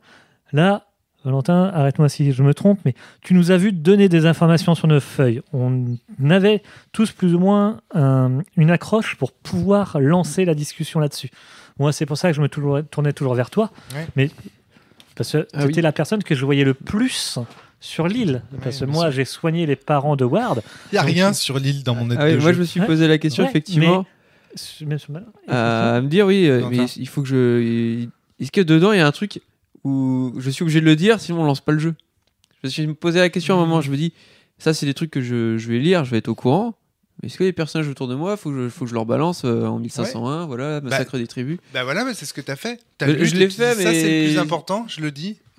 Ouais, c'est ce que j'ai senti, ouais. Ouais, Donc, ouais. je dirais même en règle générale, est-ce que c'est bien de prendre des prises de notes parce que l'histoire va prendre une importance ou c'est vraiment que de la couleur? On se dit, on pourrait même limite pas suivre l'histoire à faire que le jeu, ça serait pas drôle. Mais est-ce qu'on pourrait faire ça? Ou alors dire, c'est quand même bien de prendre des notes, de relire les choses, genre à chaque partie, d'essayer de se faire un résumé de la partie précédente. Bah écoute, tu vas voir. Ok. Parce qu'il Tu y a vas de la voir. famille, hein. On commence quand même avec pas mal de personnages. Hein. Ah oui, bah après, pour toi, mais t'as tout l'essentiel est donné aux joueurs, et les aides de jeu, vous allez les garder d'une partie à l'autre. Ouais, mais ça c'est très bien, ça va permettre de faire des résumés si on se voit pas d'ici Voilà. un mois. On fait, bah attends, on relit un peu, on prend 10 minutes à regarder nos trucs. Et puis on plus est ça dans va, le bain. plus vous allez avoir des infos, etc. Et en fait, à la fin, la partie de Cthulhu, ça se transforme toujours en des joueurs qui compulsent des notes, en fait. Et qui se partagent des notes en mode, tiens, regarde, j'ai ça, est-ce que tu vois des infos, machin. Et c'est comme ça que ça doit se jouer, en fait. Bah ouais, bah vivement une partie de Cthulhu ensemble alors. Parce que t'as jamais joué comme ça. Bah, Cthulhu j'ai fait qu'une partie vite fait, c'était pour voir plus le système que faire un vrai scénario, une vraie campagne. Mais comme j'aime bien l'univers, là, ce que tu me proposes, tu me vends du rêve. Ah ouais, mais moi c'est ça que j'adore Bon, dans bah, Cthulhu. tu prévois un jour. Tu prends n'importe quelle campagne de l'appel de Cthulhu, que ce soit la campagne de l'Orient Express, les masques de Nyarlathotep, et même dans une moindre mesure, mais également énormément la dernière là qu'on a joué avec Adrien et Natacha sur la Chine. Les supplices, là, Les 5 supplices. supplices. À la fin, tu finis avec un classeur. Enfin, je veux dire que Toulouse, ça se joue. Chaque joueur a sa fiche de personnage et un classeur pour trier ses trucs. Oh, c'est génial. À la fin, tu as des coupures de presse, tu as des photos. Il y a certains trucs que tu dois regarder à la loupe pour voir des indices qui vont te permettre de faire un lien avec une coupure de presse. Enfin, c'est une soirée, c'est une enquête, quoi. Et là, on vous avez un sixième des aides de jeu que vous aurez à la fin de la campagne, quoi. Ok, il y a combien de scénarios? Il y en a 6 si Ok. on compte le niveau 0. Double un sixième. Donc voilà, c'est ça qu'il faut se dire aussi. Alors, Johan, on t'a interrompu là. Tu voulais rajouter quelque chose par rapport au fait que le personnage de Valentin ne connaisse pas suffisamment, peut-être, ou pas assez les autres personnages, Oui. ça a du lien, peut-être. Oui, parce que moi, j'étais la doctoresse qui a soigné les parents d'Howard. Ouais. Donc déjà, j'avais une accroche pour parler directement avec Howard en disant bah, écoute Howard, tes parents n'allaient pas bien ni rien. Ouais. Toi, tu étais garde-chasse sur l'île, donc il y avait de fortes chances que je te croise quand je viens voir les parents d'Howard. Donc je sais que tu es quelqu'un sur l'île, d'où le fait que je t'ai posé des questions. Est-ce que tu as vu leur état se dégrader? Est-ce que tu as vu ceci? Est-ce que tu as vu cela? C'est à toi que je le posais et non à Howard. Howard, vu qu'il est là sur l'île, on peut supposer qu'il te connaît, il peut supposer que je sais que j'ai soigné ses parents, etc. Ou même, vu qu'il sait que je suis la doctoresse qui a soigné ses parents, il est légitime de me poser des questions. Toi, tu pourrais très bien voir Howard pour lui dire, bah, écoutez, je suis content de vous revoir là, jeune maître, etc. Moi, comme je le disais, on s'est peut-être croisés, tu as une accroche. Oui, Toi, ma pauvre Elisabeth, donc Valentin, mais au contraire. à part Howard, c'est la seule personne à qui non. tu peux t'adresser. Mais non, c'est complètement logique. C'est une journaliste. Ouais. Elle est là pour écouter. Oui. Elle n'est pas là pour... Mais dans ce cas-là, on tiens. écoute quand tu vois tout le monde se lancer dans des tirades rôlistes et que toi, tu n'es pas à l'aise et que d'un coup, on te dit, bah voilà, bah, t'as envie en fait de faire comme tout le monde. Après, je sais pas si c'est cette C'était manière pas que le j'ai eu la problème. ressenti. Le problème, c'est que Valentin pensait qu'il avait éventuellement sur sa fiche Ouais. de personnage Des une informations information importantes. indispensable. Oui. C'était ça le problème. Mm. Donc, Donc au final, bah, j'ai lu. oui, mais très bien, mais très très bien en fait. Mais ouais, ça. Là, C'était- Vas-y, Valentin. Non, au final, ça l'a fait. Hein, je veux Bah dire, ouais, voilà. il n'y a pas eu de problème particulier hein, pour ça. Enfin, moi, en tout cas, j'étais très satisfait de cette scène, à part qu'il y ait eu ce moment, effectivement, on a regardé Valentin en mode est-ce que tu as des infos à nous donner, etc. Mais la scène en elle-même, elle était suffisante, en fait, elle était géniale. Et il y avait quand les joueurs estiment que c'est suffisant, et puis qu'ils en ont dit assis, paf, hop, le jeu commence, et puis c'est tout.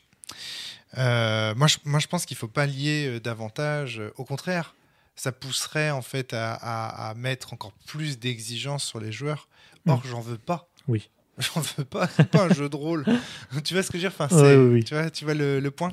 Par contre, si ça peut amener des gens à faire du jeu de rôle après, c'est-à-dire qu'il y a des gens, peut-être que ce moment va particulièrement intéresser. De manière à présenter, oh, bah, regarde, on va faire un peu de jeu de rôle là. Voilà, mais c'est exactement ce qui se passe avec l'œil noir. Enfin, c'est ce qui s'est passé avec l'œil noir, c'est ce qui s'est passé avec le premier Donjons et Dragons. C'est-à-dire qu'en fait, c'était juste un jeu de société, entre guillemets. Oui, puis même les wargames aussi, où Voilà. les gens se sont amusés justement à faire du roleplay avec les wargames. Et Voilà, et Voilà. j'attends pas mieux. De comment est né le jeu de rôle Confrontation et Cadwallon, tout simplement. moderne. Ah ouais. toute façon, c'est toujours la même chose. Mes jeux, c'est ça. Je te mets des dominos, des cartes dans les mains, et en fait, je t'invite progressivement à mettre du rôle là-dedans. Mais là, en l'occurrence, c'était pas l'objectif. Mais bon, voilà, ok. En tout cas, j'ai pris tout plein de notes par rapport à cette situation. C'était très intéressant, cette histoire de dichotomie et tout. J'ai tout noté. Donc, je réfléchirai à mes textes. J'ai noté notamment une réflexion de Valentin en cours de discussion qui est passée un peu inaperçue, mais que j'ai trouvé super intéressante. C'est « Il m'a suffi de transformer ma fiche en première personne ». Oui, T'as dit ça. Oui, j'ai Je dit me ça. demande si je pourrais pas transformer toutes ces petites fiches en première personne et en fait, si ça se trouve, ce serait suffisant, Ouais. peut-être pour aider. Voilà. Donc j'ai noté ça. Alors, en je tout cas, pense à ça, ouais, parce que c'est un peu dans les chroniques oubliées. Tu as déjà le c'est ce qu'ils ont texte fait, et ouais. T'as juste à le lire en fait. t'as juste à le lire. Ils sont malins, ils sont trop forts, ils sont tellement forts. Bravo, c'est Black Book édition. Hein. C'est Black Book.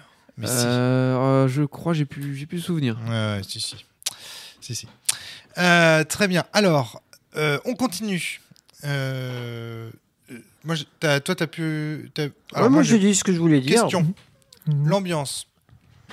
Vous avez trouvé ça cool en termes Moi, d'ambiance j'aime bien. Ah oui, parfait. Parce que l'univers me plaît, le jeu me plaît déjà de base, donc le mélange des deux me plaît. Vous avez eu un petit frisson à un moment donné. Vous avez eu l'impression d'y Mais être. oui, on en a Oui, tous oui, eu. oui. On a entendu un bruit bizarre pendant la partie. Ah oui, exact, c'est Ah, vrai. c'est vrai. Ouais. Et c'est vrai que ça nous a mis dans l'ambiance en plus.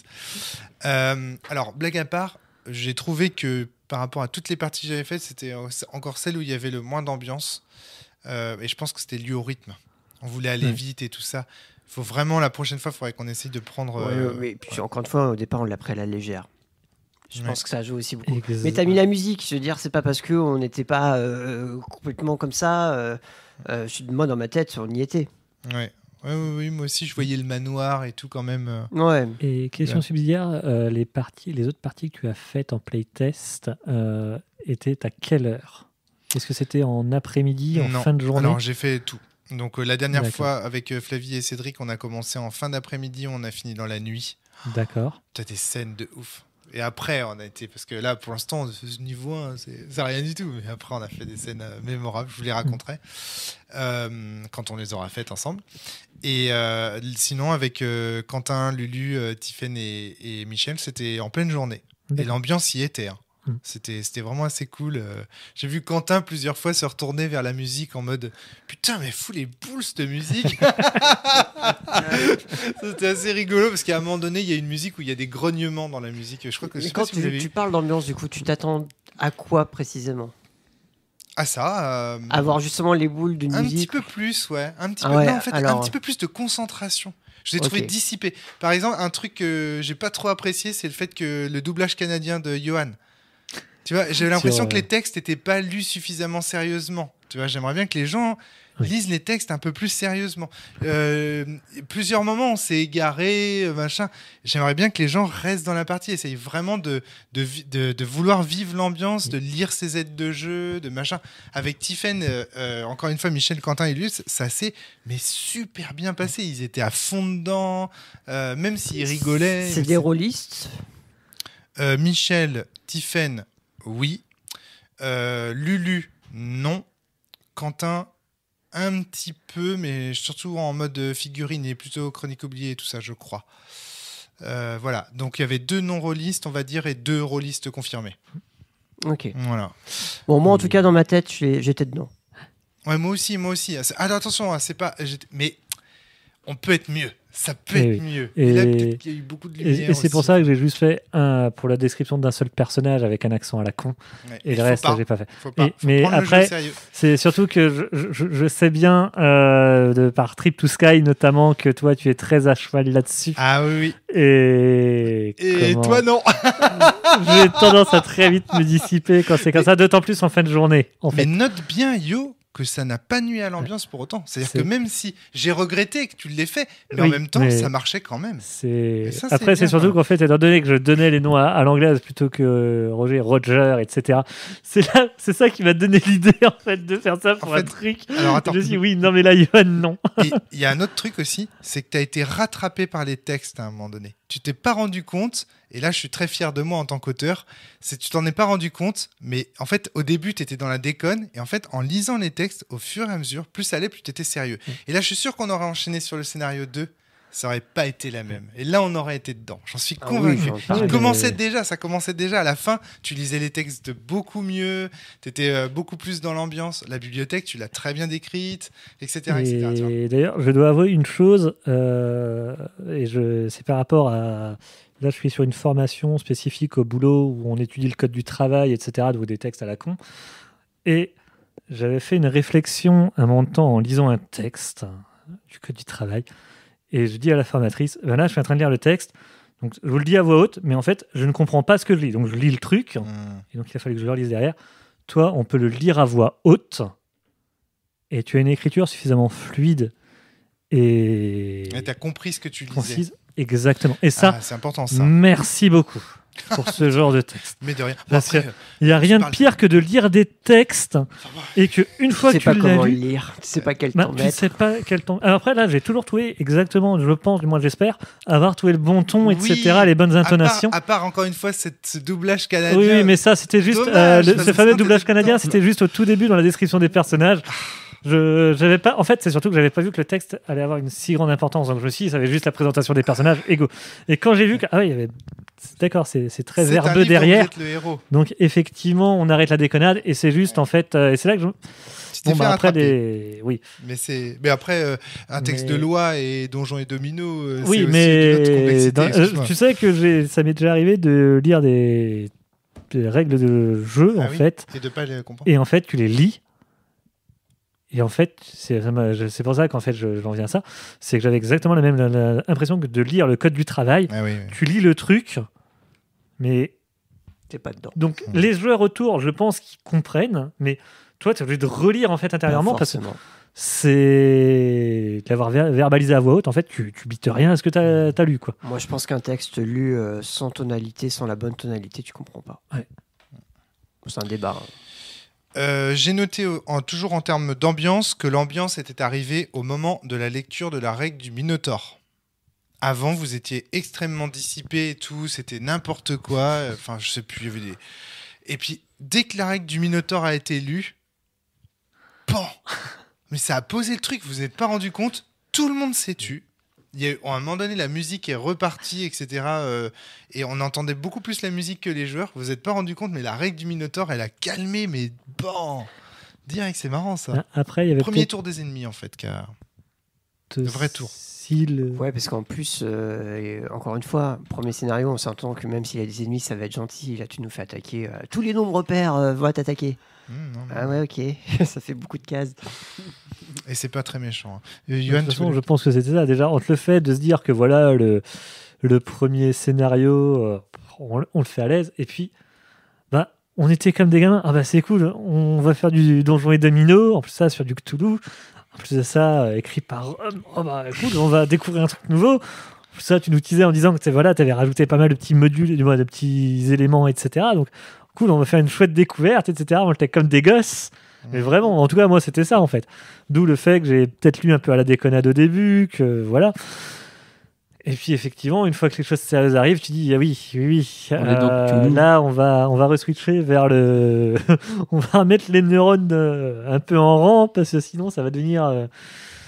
Mais c'est marrant parce que effectivement, je me rends compte que quand on joue à Cthulhu avec Cédric et Flavie, mais pas uniquement, avec Tom et tout, enfin avec tous les gens qui viennent à la Barreau jouer avec nous à Cthulhu, même avec Adrien, Natacha et tout, on se marre parce qu'il y a la scène qui est caricaturale et tout, comme c'est expliqué dans la base de Cthulhu, Donjons et Dominos, mais en fait, on joue vraiment à se faire peur. Il y a un côté, malgré tout, on est sérieux, tu vois. Et je sais pas comment le mettre dans la base, de dire attention, le jeu est sérieux quand même. Enfin, tu vas essayer de. Je sais pas comment Je faire pense ça. que C'est peut-être là, pas tu n'importe- peux laisser la liberté aux joueurs, parce que tu auras toujours des joueurs qui auront envie de déconner et ils déconnent, c'est comme ça. Et des joueurs qui auront envie justement que ce soit un peu plus sérieux. C'est juste à dire en fait avec qui tu joues et comment on veut la jouer. Oui, je suis d'accord. Mais de toute façon, ton jeu, comme tu dis, on s'est mis dans l'ambiance tout seul. Oui, Donc du tout à coup, fait. quoi faire ? Faire justement ce que tu as fait. C'est-à-dire que tu mets des trucs en disant « Ah, c'est beaucoup plus lourd dans le propos, mais il je me dis y que a si du j'ai- drama, et ensuite tu as les règles. » Je te dis, comme tu dis, peut-être le Minotaure, on l'a pas senti, mais effectivement, si c'est un truc qui fait « Ah oui, attends, on rigole plus là. Je me dis quand même une petite note pour dire au lecteur du texte de faire un effort sur la lecture du texte, de pas... Enfin, non, parce que ça mettrait trop de pression. Ouais, je sais pas. Bon, bref. » Non, mais à le jeu, je réfléchir. suis persuadé que le jeu va amener vers ça. D'accord, ok. Bon, écoute. Après, chacun sa dose. Tu auras forcément des tables où ça va être du délire, mais parce que c'est comme ça qu'ils jouent, c'est comme ça qu'ils aiment jouer. Mais si tu as des gens qui aiment un peu justement Cthulhu et qui prennent Cthulhu, le plaisir de jouer de Cthulhu, ça va être sérieux. Ce jeu va amener à ça parce que On sent une lourdeur dans cette histoire de l'île, de la famille. Et je te dis, comme tu dis, ce n'est que le scénario 0. Et tu es en train de te marrer, les gens... Et là, les gens se disent, bon, bah, vu comment on a passé ce premier scénario, on va pas rigoler. Je pense qu'on va être vraiment dans le bain dans le 2. Je suis quasi persuadé, c'est même sûr. C'est sûr de chez sûr. On va voir. J'ai trouvé intéressant aussi dans vos retours de voir comme, en fait, c'est hyper important de connaître l'appel de Cthulhu pour jouer à cette base. Qu'il y a plein de choses qui semblent évidentes pour moi en tant qu'auteur. Par exemple, je te donne un exemple pour que ce soit bien clair. Les gargouilles. Confronté aux gargouilles, faites un jet de san. Ça, c'est évident que c'est évident que c'est quand le personnage les voit la première fois qu'il fait un jet de san. Parce que dans Cthulhu, c'est comme ça que ça marche. Et vous, du coup, vous êtes posé la question, qu'est-ce que ça veut dire être confronté aux gargouilles, Johan? Comme je disais, ça me paraît clair d'un point de vue roleplay et background, donc lié à l'univers. Bah oui. Mais dans la règle, ça ne m'était pas clair du tout. Bah en oui, fait. c'est ça que je trouve génial. C'est de voir comme tu il est enlevais intéressant la que couleur de la gargouille. Ta règle n'est pas claire. Non, je suis d'accord. Mais tu vois, ce qui est rigolo, c'est qu'elle est claire de mon point de vue, parce que je connais très bien l'appel de Cthulhu, mais en fait, objectivement, elle l'est pas. Et c'est ça que je trouve intéressant dans ce playtest. C'est de voir comme les préjugés en fait qu'on a. Et c'est pour ça que c'est hyper important la relecture et le playtest. Ça, c'est une démonstration, tu vois. Tu veux un autre exemple ? Ouais, je t'en prie. Jérémy, 10% de 74. 3. 7. 2. 10% de 50. Voilà. Dans la règle, environ, donc quand un personnage perd beaucoup de san d'un seul coup, environ 10% de son score, avant perte de san, soit 6 points perdus sur 60, 5 points perdus sur 50, il peut subir une folie temporaire. Là, tu nous parles de pourcentage. Un pourcentage, pour beaucoup de personnes, c'est un produit en croix. Tu dis juste... je comprends pas ce que tu dis. Quand un personnage perd beaucoup de san d'un seul coup, autant que sa dizaine, tu simplifies le calcul, tu sais juste que tu prends la dizaine et go. Ah oui, c'est génial. Parce que là, 10%, ça implique un produit en croix. Et là, on se retrouve dans ce que j'appelle régulièrement un jeu Excel, où c'est très bien quand le calcul est automatisé, ça donne le résultat direct. Génial. Mais si t'as pas des petites astuces mathématiques ou que t'as pas un minimum d'astuces mathématiques, c'est mort. Alors, le mec, il peut être bloqué avec ça et la règle là, il va la squeezer. Je ne veux pas me faire gronder pour une règle qui vient de l'appel de Cthulhu. C'est-à-dire qu'en fait, ça, c'est du copier-coller de la règle telle qu'elle est dans la... Mais oui, mais évidemment. C'est-à-dire que là, une fois de plus, et c'est pour ça que tu as raison, Johan, c'est intéressant de voir comme ça. C'est une règle qui parle à la personne qui a joué à l'appel de Cthulhu, d'où la référence à l'appel de Cthulhu. On parle bien du jeu de rôle de Chaosium. Ouais, mais même juste être à l'aise en maths et qu'effectivement, on se rend pas compte du nombre de personnes qui sont pas à l'aise en maths, quoi. Oui, mais ça, tu vois, encore une fois... enfin bon. C'est un reproche que vous faites à Chaosium. Oui, je suis d'accord. Complètement. Je suis d'accord. C'est un défaut de beaucoup de jeux. C'est-à-dire qu'il y a beaucoup de jeux qui sont pas accessibles aux gens parce que forcément, il y a un aspect mathématique qui est caché et qui peut faire mal. Alors, mais là, l'exemple est très bien en disant il y a un problème qui était dans Chaosium, il vient de trouver une solution qui donne pourtant le même résultat, qui est déjà plus simple. Alors attends, stop. Dans Chaosium, il est juste écrit cette affaire de pourcent. Il n'y a pas d'exemple. C'est moi qui ai rajouté la parenthèse avec écrit si vous avez 60, c'est 6, si vous avez 50, c'est 5, etc. C'est-à-dire que c'est moi-même déjà qui ai fait un effort de pédagogie par rapport à la base de Cthulhu que j'avais. Donc, alors peut-être que dans 10% les nouvelles... sur des petits nombres en dessous de 100, quand t'as pas cette astuce mathématique où il suffit juste de prendre la dizaine pour avoir les 10%, c'est un cauchemar à calculer quand tu fais un produit en croix de tête.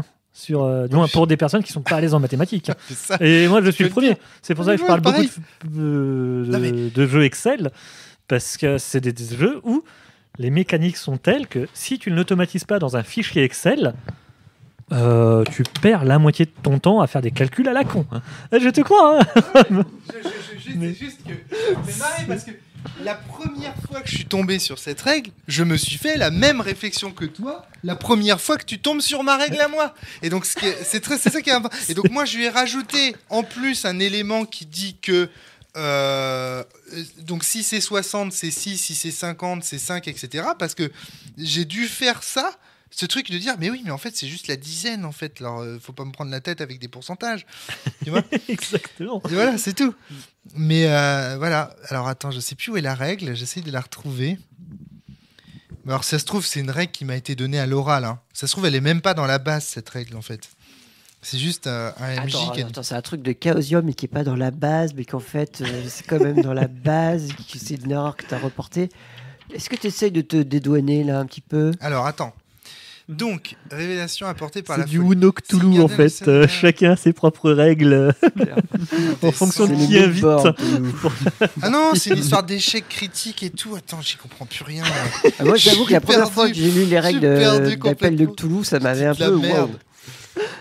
Alors attends, je dis de la merde. Bon, ceci dit, c'est vrai qu'il y a quand même beaucoup de trucs de... Bon, j'ai peut-être dit de la merde. Je suis désolé pour les fans de Chaosium qui nous écoutent.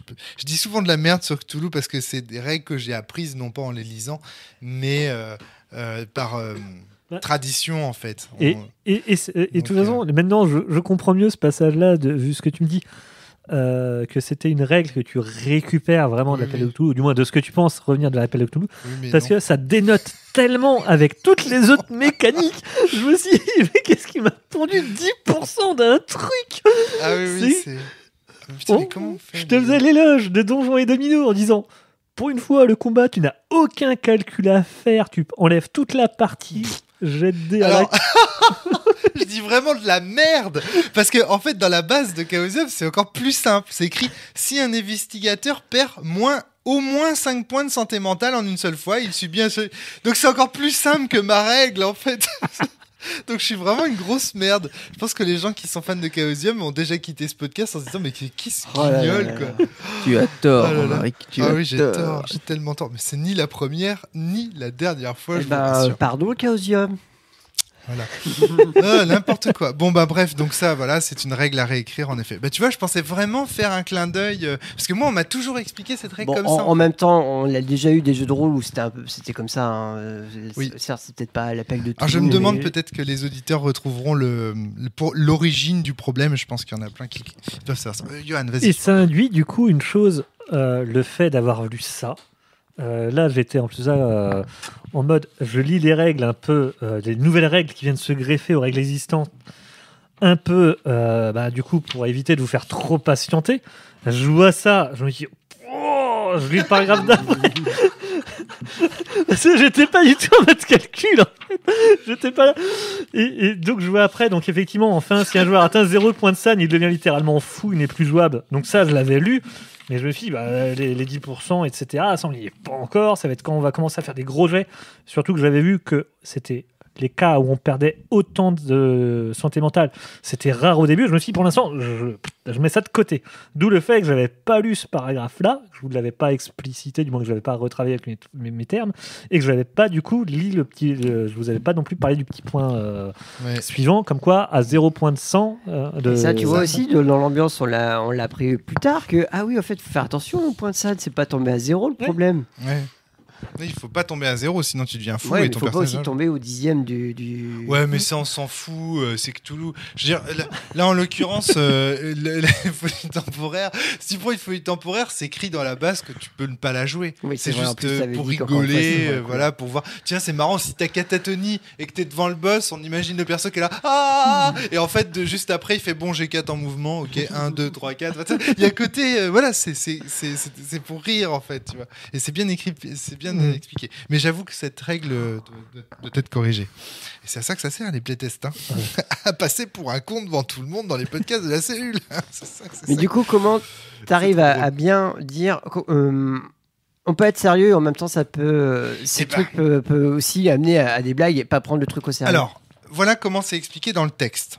Donc, la santé mentale. Le dessin permet de réaliser des jets de santé mentale ou jets de SAN. La santé mentale d'un personnage est notée de 100 à 0.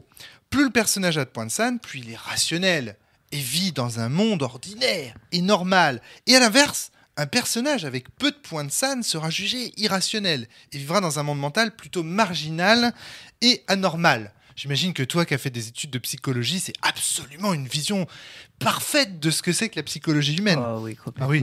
Donc, d'où la note qui vient ensuite. Cette façon de juger de la santé mentale est évidemment ridicule. L'idée ici n'est pas de rendre compte de la réalité des problèmes liés à la santé mentale, mais plutôt de rire du caractère simpliste de cette vision des choses. Ainsi, un personnage pourrait être rendu fou par la seule lecture d'un livre ou par le simple fait d'apercevoir un monstre au bout du couloir. Les effets de la folie décrits dans le jeu de rôle L'Appel de Cthulhu sont eux-mêmes caricaturaux et visent davantage à une ambiance Scooby-Doo qu'à une véritable ambiance horrifique. Ce qui n'empêche pas les uns et les autres de jouer à se faire peur. Et c'est justement ce savant mélange entre la caricature d'un côté et l'horreur de l'autre qui crée l'ambiance unique propre aux parties de l'Appel de Cthulhu. Ok, merci Voilà pour la comment c'est réponse. expliqué. Mais en fait, le truc de la santé mentale, et ça, moi vraiment, alors, je sais qu'il y a des gens que ça révolte, ce petit paragraphe-là. Je l'ai dit déjà dans des podcasts, et il y a des gens qui ont réagi, non, Cthulhu c'est sérieux, machin, etc. Enfin, qui jouent vraiment à se faire peur avec Cthulhu et qui considèrent que c'est un vrai jeu horrifique et tout. Il n'y a aucun problème avec ça. Je dis juste que cette vision caricaturale de la santé mentale était peut-être révolutionnaire quand Oui, Sandy à l'époque. Peterson réagit à Donjons et Dragons. C'est clair que c'est fou de prendre en considération la psychologie des personnages quand en face le concurrent c'est Donjons et Dragons. Oui, mais aujourd'hui, au 21e siècle, voir la santé mentale comme ça, c'est ridicule. Et pour tout étudiant de psychologie ou de philosophie ou en fait, Même pour... n'importe qui voilà. en fait. Voilà. Donc l'idée de jeter un dé 10 pour savoir si tu vas être catatonique, hurler ou manger des allumettes, bah, c'est complètement stupide. Ben voilà, c'est pas comme ça que ça marche en fait la santé mentale. Et tu vois, et puis l'idée de dire que la personne qui a de la SAN, il est rationnel. Non, mais je suis Tu vois- d'accord. tu vois- tu On vois aurait tout. moyen de faire tout un podcast là-dessus. Voilà, mais non, mais ça pourrait être intéressant un jour d'en parler de ça. Et donc voilà, donc pour moi en fait, il faut reconnaître que c'est une caricature. Oui, certes à l'époque c'était révolutionnaire, certes à l'époque c'était horrifique, machin, etc. Mais c'est une caricature, et donc c'est ça aussi qui m'amuse avec l'Appel de Cthulhu, c'est de jouer de cette caricature. Genre, il y a un monstre au bout du couloir. Ah panique, ah j'ai des balles, ah, je les mange. Ah, c'est bon les balles de fusil. Parce que c'est ça un scénario. Et après, il y a un tour qui s'écoule parce que le temps que le monstre arrive vers toi, il y a un tour, et là, hop, t'es redevenu normal. Parce que c'était une folie temporaire, ça durait que, tu vois, un des 3 rondes, et t'as fait 1. tu vois le truc, quoi. Ce serait tellement bien en fait que ça soit aussi rapide, les problèmes de folie comme ça. Ouais, ça serait réglé assez rapidement au dé. Donc voilà, en tout cas, je suis vraiment très amusé, toujours quand on fait des playtests et des relectures, etc., de voir comme ça les impensés. Là, tu vois, l'Appel de Cthulhu, pour moi, c'était évident. Et en fait, il y a plein d'impensés. Tu vois, l'impensé de la SAN, effectivement, c'est n'importe quoi la façon dont je l'ai expliqué. C'est issu d'une tradition qui ne concerne que moi. Même la base de Cthulhu Chaosium, elle est plus claire que moi. Le coup des gargouilles, vous êtes confronté aux gargouilles. Pour moi, c'est évident que c'est quand tu les vois, parce que c'est comme ça que ça marche dans la bonne. Mais c'est pas évident, en fait, etc. Et plein d'impensés comme ça. Et j'en avais noté d'autres, mais je vais pas les détailler. D'ailleurs, je crois ici. qu'on a parlé des gargouilles, mais on n'a pas dit pourquoi ça nous paraissait bizarre. Dans les règles du coup de Cthulhu, Donjons et Dominos, ouais. il C'est est marqué que dès le moment où on rentre en confrontation avec la gargouille, donc non, effectivement, on ne l'a pas expliqué pourquoi on était arrivé à se poser des questions sur ces gargouilles-là. Dès le moment où on rentre en confrontation avec la gargouille, alors, du moins les gargouilles, alors obligatoirement on fait un jet de santé mentale. Et donc, comme je disais, c'est pour ça que je vous ai demandé tous les deux, donc Valentin Jérémy et Valentin, merci. Il commence à se faire tard. Comment vous l'interprétez ? Moi, je partais du principe que c'était 2 possibilités. Soit on rentre en contact, si on rentre en confrontation avec eux, soit c'était à la vue, ce qui semblait plus crédible dans un univers d'épouvante Lovecraftienne. Donc après, on a eu le consensus tous les 3. Donc je t'avais mis exprès de côté, Rome, pour dire qu'effectivement c'était à la vue. Déjà, il y avait cette mécanique qui était similaire pour le Minotaure. Mais c'est vrai que tu enlevais ce côté, ce sont des gargouilles, ce sont des créatures horrifiques. La confrontation pouvait être quand on rentre en contact avec l'être, en fait, ça aurait été un humanoïde, on n'aurait peut-être pas eu si loin la frontière, elle aurait été peut-être plus fine. Et puis quand est-ce qu'on voit, en fait? Est-ce que c'est en ligne droite? Est-ce que c'est au détour des couloirs? Dans Donjons et Dominos, il n'y a que le Minotaure qui a une règle claire, c'est il a la vision de la règle aux échecs. Et on suppose que tout le monde a la même vision, en fait. Je pense que du coup... Mais c'est pas évident. Est-ce qu'on voit une gargouille derrière des monstres? Il y a une question comme ça à un moment donné. Est-ce qu'on voit... tu vois, etc. Et donc, quand est-ce qu'on est confronté à la bestiole? Pour moi, c'était évident que c'était quand on l'a frappé ou quand on les voyait au bout du couloir. Parce que c'est précisé qu'au bout du couloir, le monstre au bout du couloir, machin. Mais c'est vrai que c'est pas évident. Et j'ai un dernier point, et après je te laisse, Jérémy, c'est promis, parce que je sens qu'il est tard et que tu as envie de rentrer, je te comprends. La difficulté d'être observateur à son propre jeu. Là, je me retourne vers toi aussi, parce que comme tu es observateur en ce moment, on fait beaucoup de playtests des sorcières de Médavie. C'est hyper compliqué, vous vous rendez pas compte, mais à plein de moments, j'ai dit non, mais moi je veux pas, faites comme si j'étais pas là. Ouais, mais en même temps, vous vous retournez quand même vers moi. C'est-à-dire que quand même, c'est normal, tu vois. Et donc, c'est très difficile d'être observateur. Un exemple, par exemple. Alors, un vrai observateur, du coup, serait vraiment hors dehors de la table, loin. C'est-à-dire que du coup, déjà, tu n'aurais pas l'intention de te retourner pour le voir parce qu'il serait vraiment en dehors de la table. Il observe sans rien dire. Il prend son carnet et il note les choses. Là, c'était un playtest, mais dans lequel tu voulais aussi voir la position de joueur. Et c'est vrai que du coup, on ne pouvait pas s'empêcher bêtement de poser une question en pensant que des fois, c'est une question sur le jeu de base Donjons et Dominos, mais ça pouvait amener ensuite une explication du jeu. Bon, bref, oui, ça cassait un peu cette histoire de que simple observateur, mais parce que tu étais joueur. Non. C'est marrant parce que tu dis, oui, tout de suite, tu parles de moi comme observateur. Mais en fait, le problème, il est démultiplié. Parce que vous êtes tous observateurs. Vous savez qu'il va y avoir un podcast derrière. Donc en fait, vous n'êtes pas naturel quand vous jouez là. Oui. Oui, mais non, mais c'est hyper important. Mais t'as raison. Et j'ai un exemple. Le Minotaure. On s'est pris la tête pendant 5 minutes pour savoir si le Minotaure, il avançait sur une case ou une autre. On s'en branle. Ah mais en plus, c'est moi-même qui ai posé la question. C'est moi-même qui ai dit, en fait, on s'en branle. N'importe quel joueur normalement constitué s'en branle. Et là, c'est juste parce que c'est un podcast de la cellule qui est derrière, parce qu'on est en observation. Si. Non, là, c'est moi. Non, je te le dis. Je te dis, ce genre de truc. Je dis, bon, alors, quel litige? Est-ce que ça c'est prévu ou pas? Mais parce que j'ai aussi une vision un peu game designer quand je joue à un jeu, vu que j'ai fait plein de jeux de société, je regarde un peu ce qu'il y a derrière l'auteur. Vu que je suis un petit peu maintenant auteur dans mon coin, je regarde, j'ai forcément ces petits trucs en disant ah oui, alors dans cette situation, je fais quoi? Là, c'est pas une situation de podcast, mais je suis d'accord qu'un podcast, mais dans tous les podcasts, ça te donne une manière de jouer qui n'est pas une manière naturelle de jouer et qui va avoir une influence du coup sur la partie. Ça, c'est sûr. Mais même en dehors des podcasts, le playtest en lui-même, c'est-à-dire que le fait qu'on soit dans un playtest, par exemple, tu vois, je te dis, là, on va faire un playtest de Donjons et Dominos. Je sors, je me mets derrière un miroir sans teint. Imaginons que ce miroir-là soit un miroir sans teint, je me mets derrière. Il va y avoir quand même des problèmes liés au fait que ce soit un playtest. Ouais. Parce que quand c'est un playtest, implicitement, on se dit qu'il y a des fautes d'orthographe. On se dit qu'il y a des trucs qui vont bugger. Et donc, on est beaucoup plus tatillon, beaucoup plus attentif qu'avec un jeu du commerce où on se dit, de toute façon, ça a été vu, c'est bon, on avance. Ouais, on pense que c'est acquis. On pense que c'est acquis. Et quand il n'y a pas, tu vois, par exemple, sur le Minotaure comme ça, on hésite entre deux. Quand il n'y a pas d'autorité autour de la table, bon, on s'en branle. On s'en fout.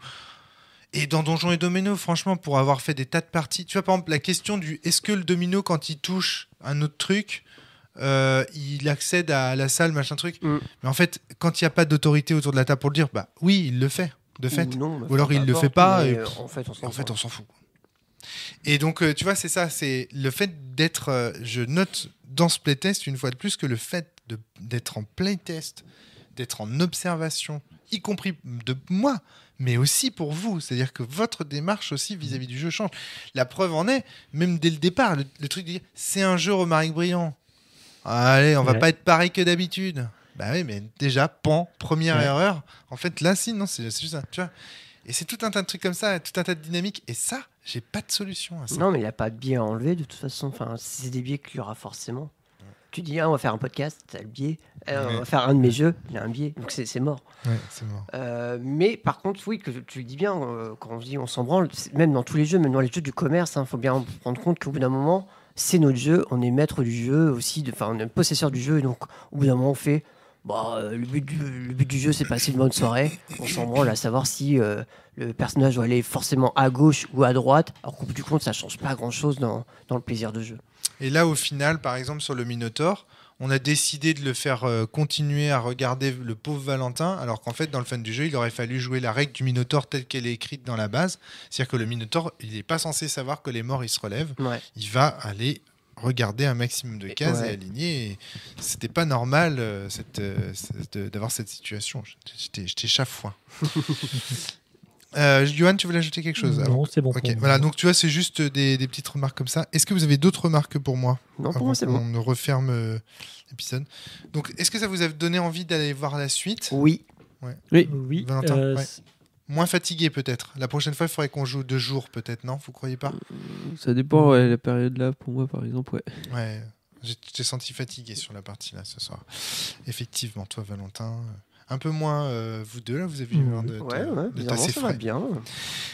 Merci beaucoup. Merci à vous. Merci à l'expérience Merci beaucoup. Bonne Donjons et écoute, Dominos. commentez, Ouais, Lâchez un like. partagez. c'est ça. Ah, c'est vrai que j'ai oublié. Sinon j'oublie, c'est ça. La plein de commentaires. Crachez sur Romaric Brillant parce qu'il a dit du mal de Chaosium. Crachez. Ça fera buzzer. Exact, c'est très bien. Ah, mais il a l'esprit, il est bon. Enfin, c'est écoute, bien. faut vendre le truc. Merci beaucoup, à très bientôt tout le monde. Au revoir. Portez-vous bien et surtout Bisous. plaisir.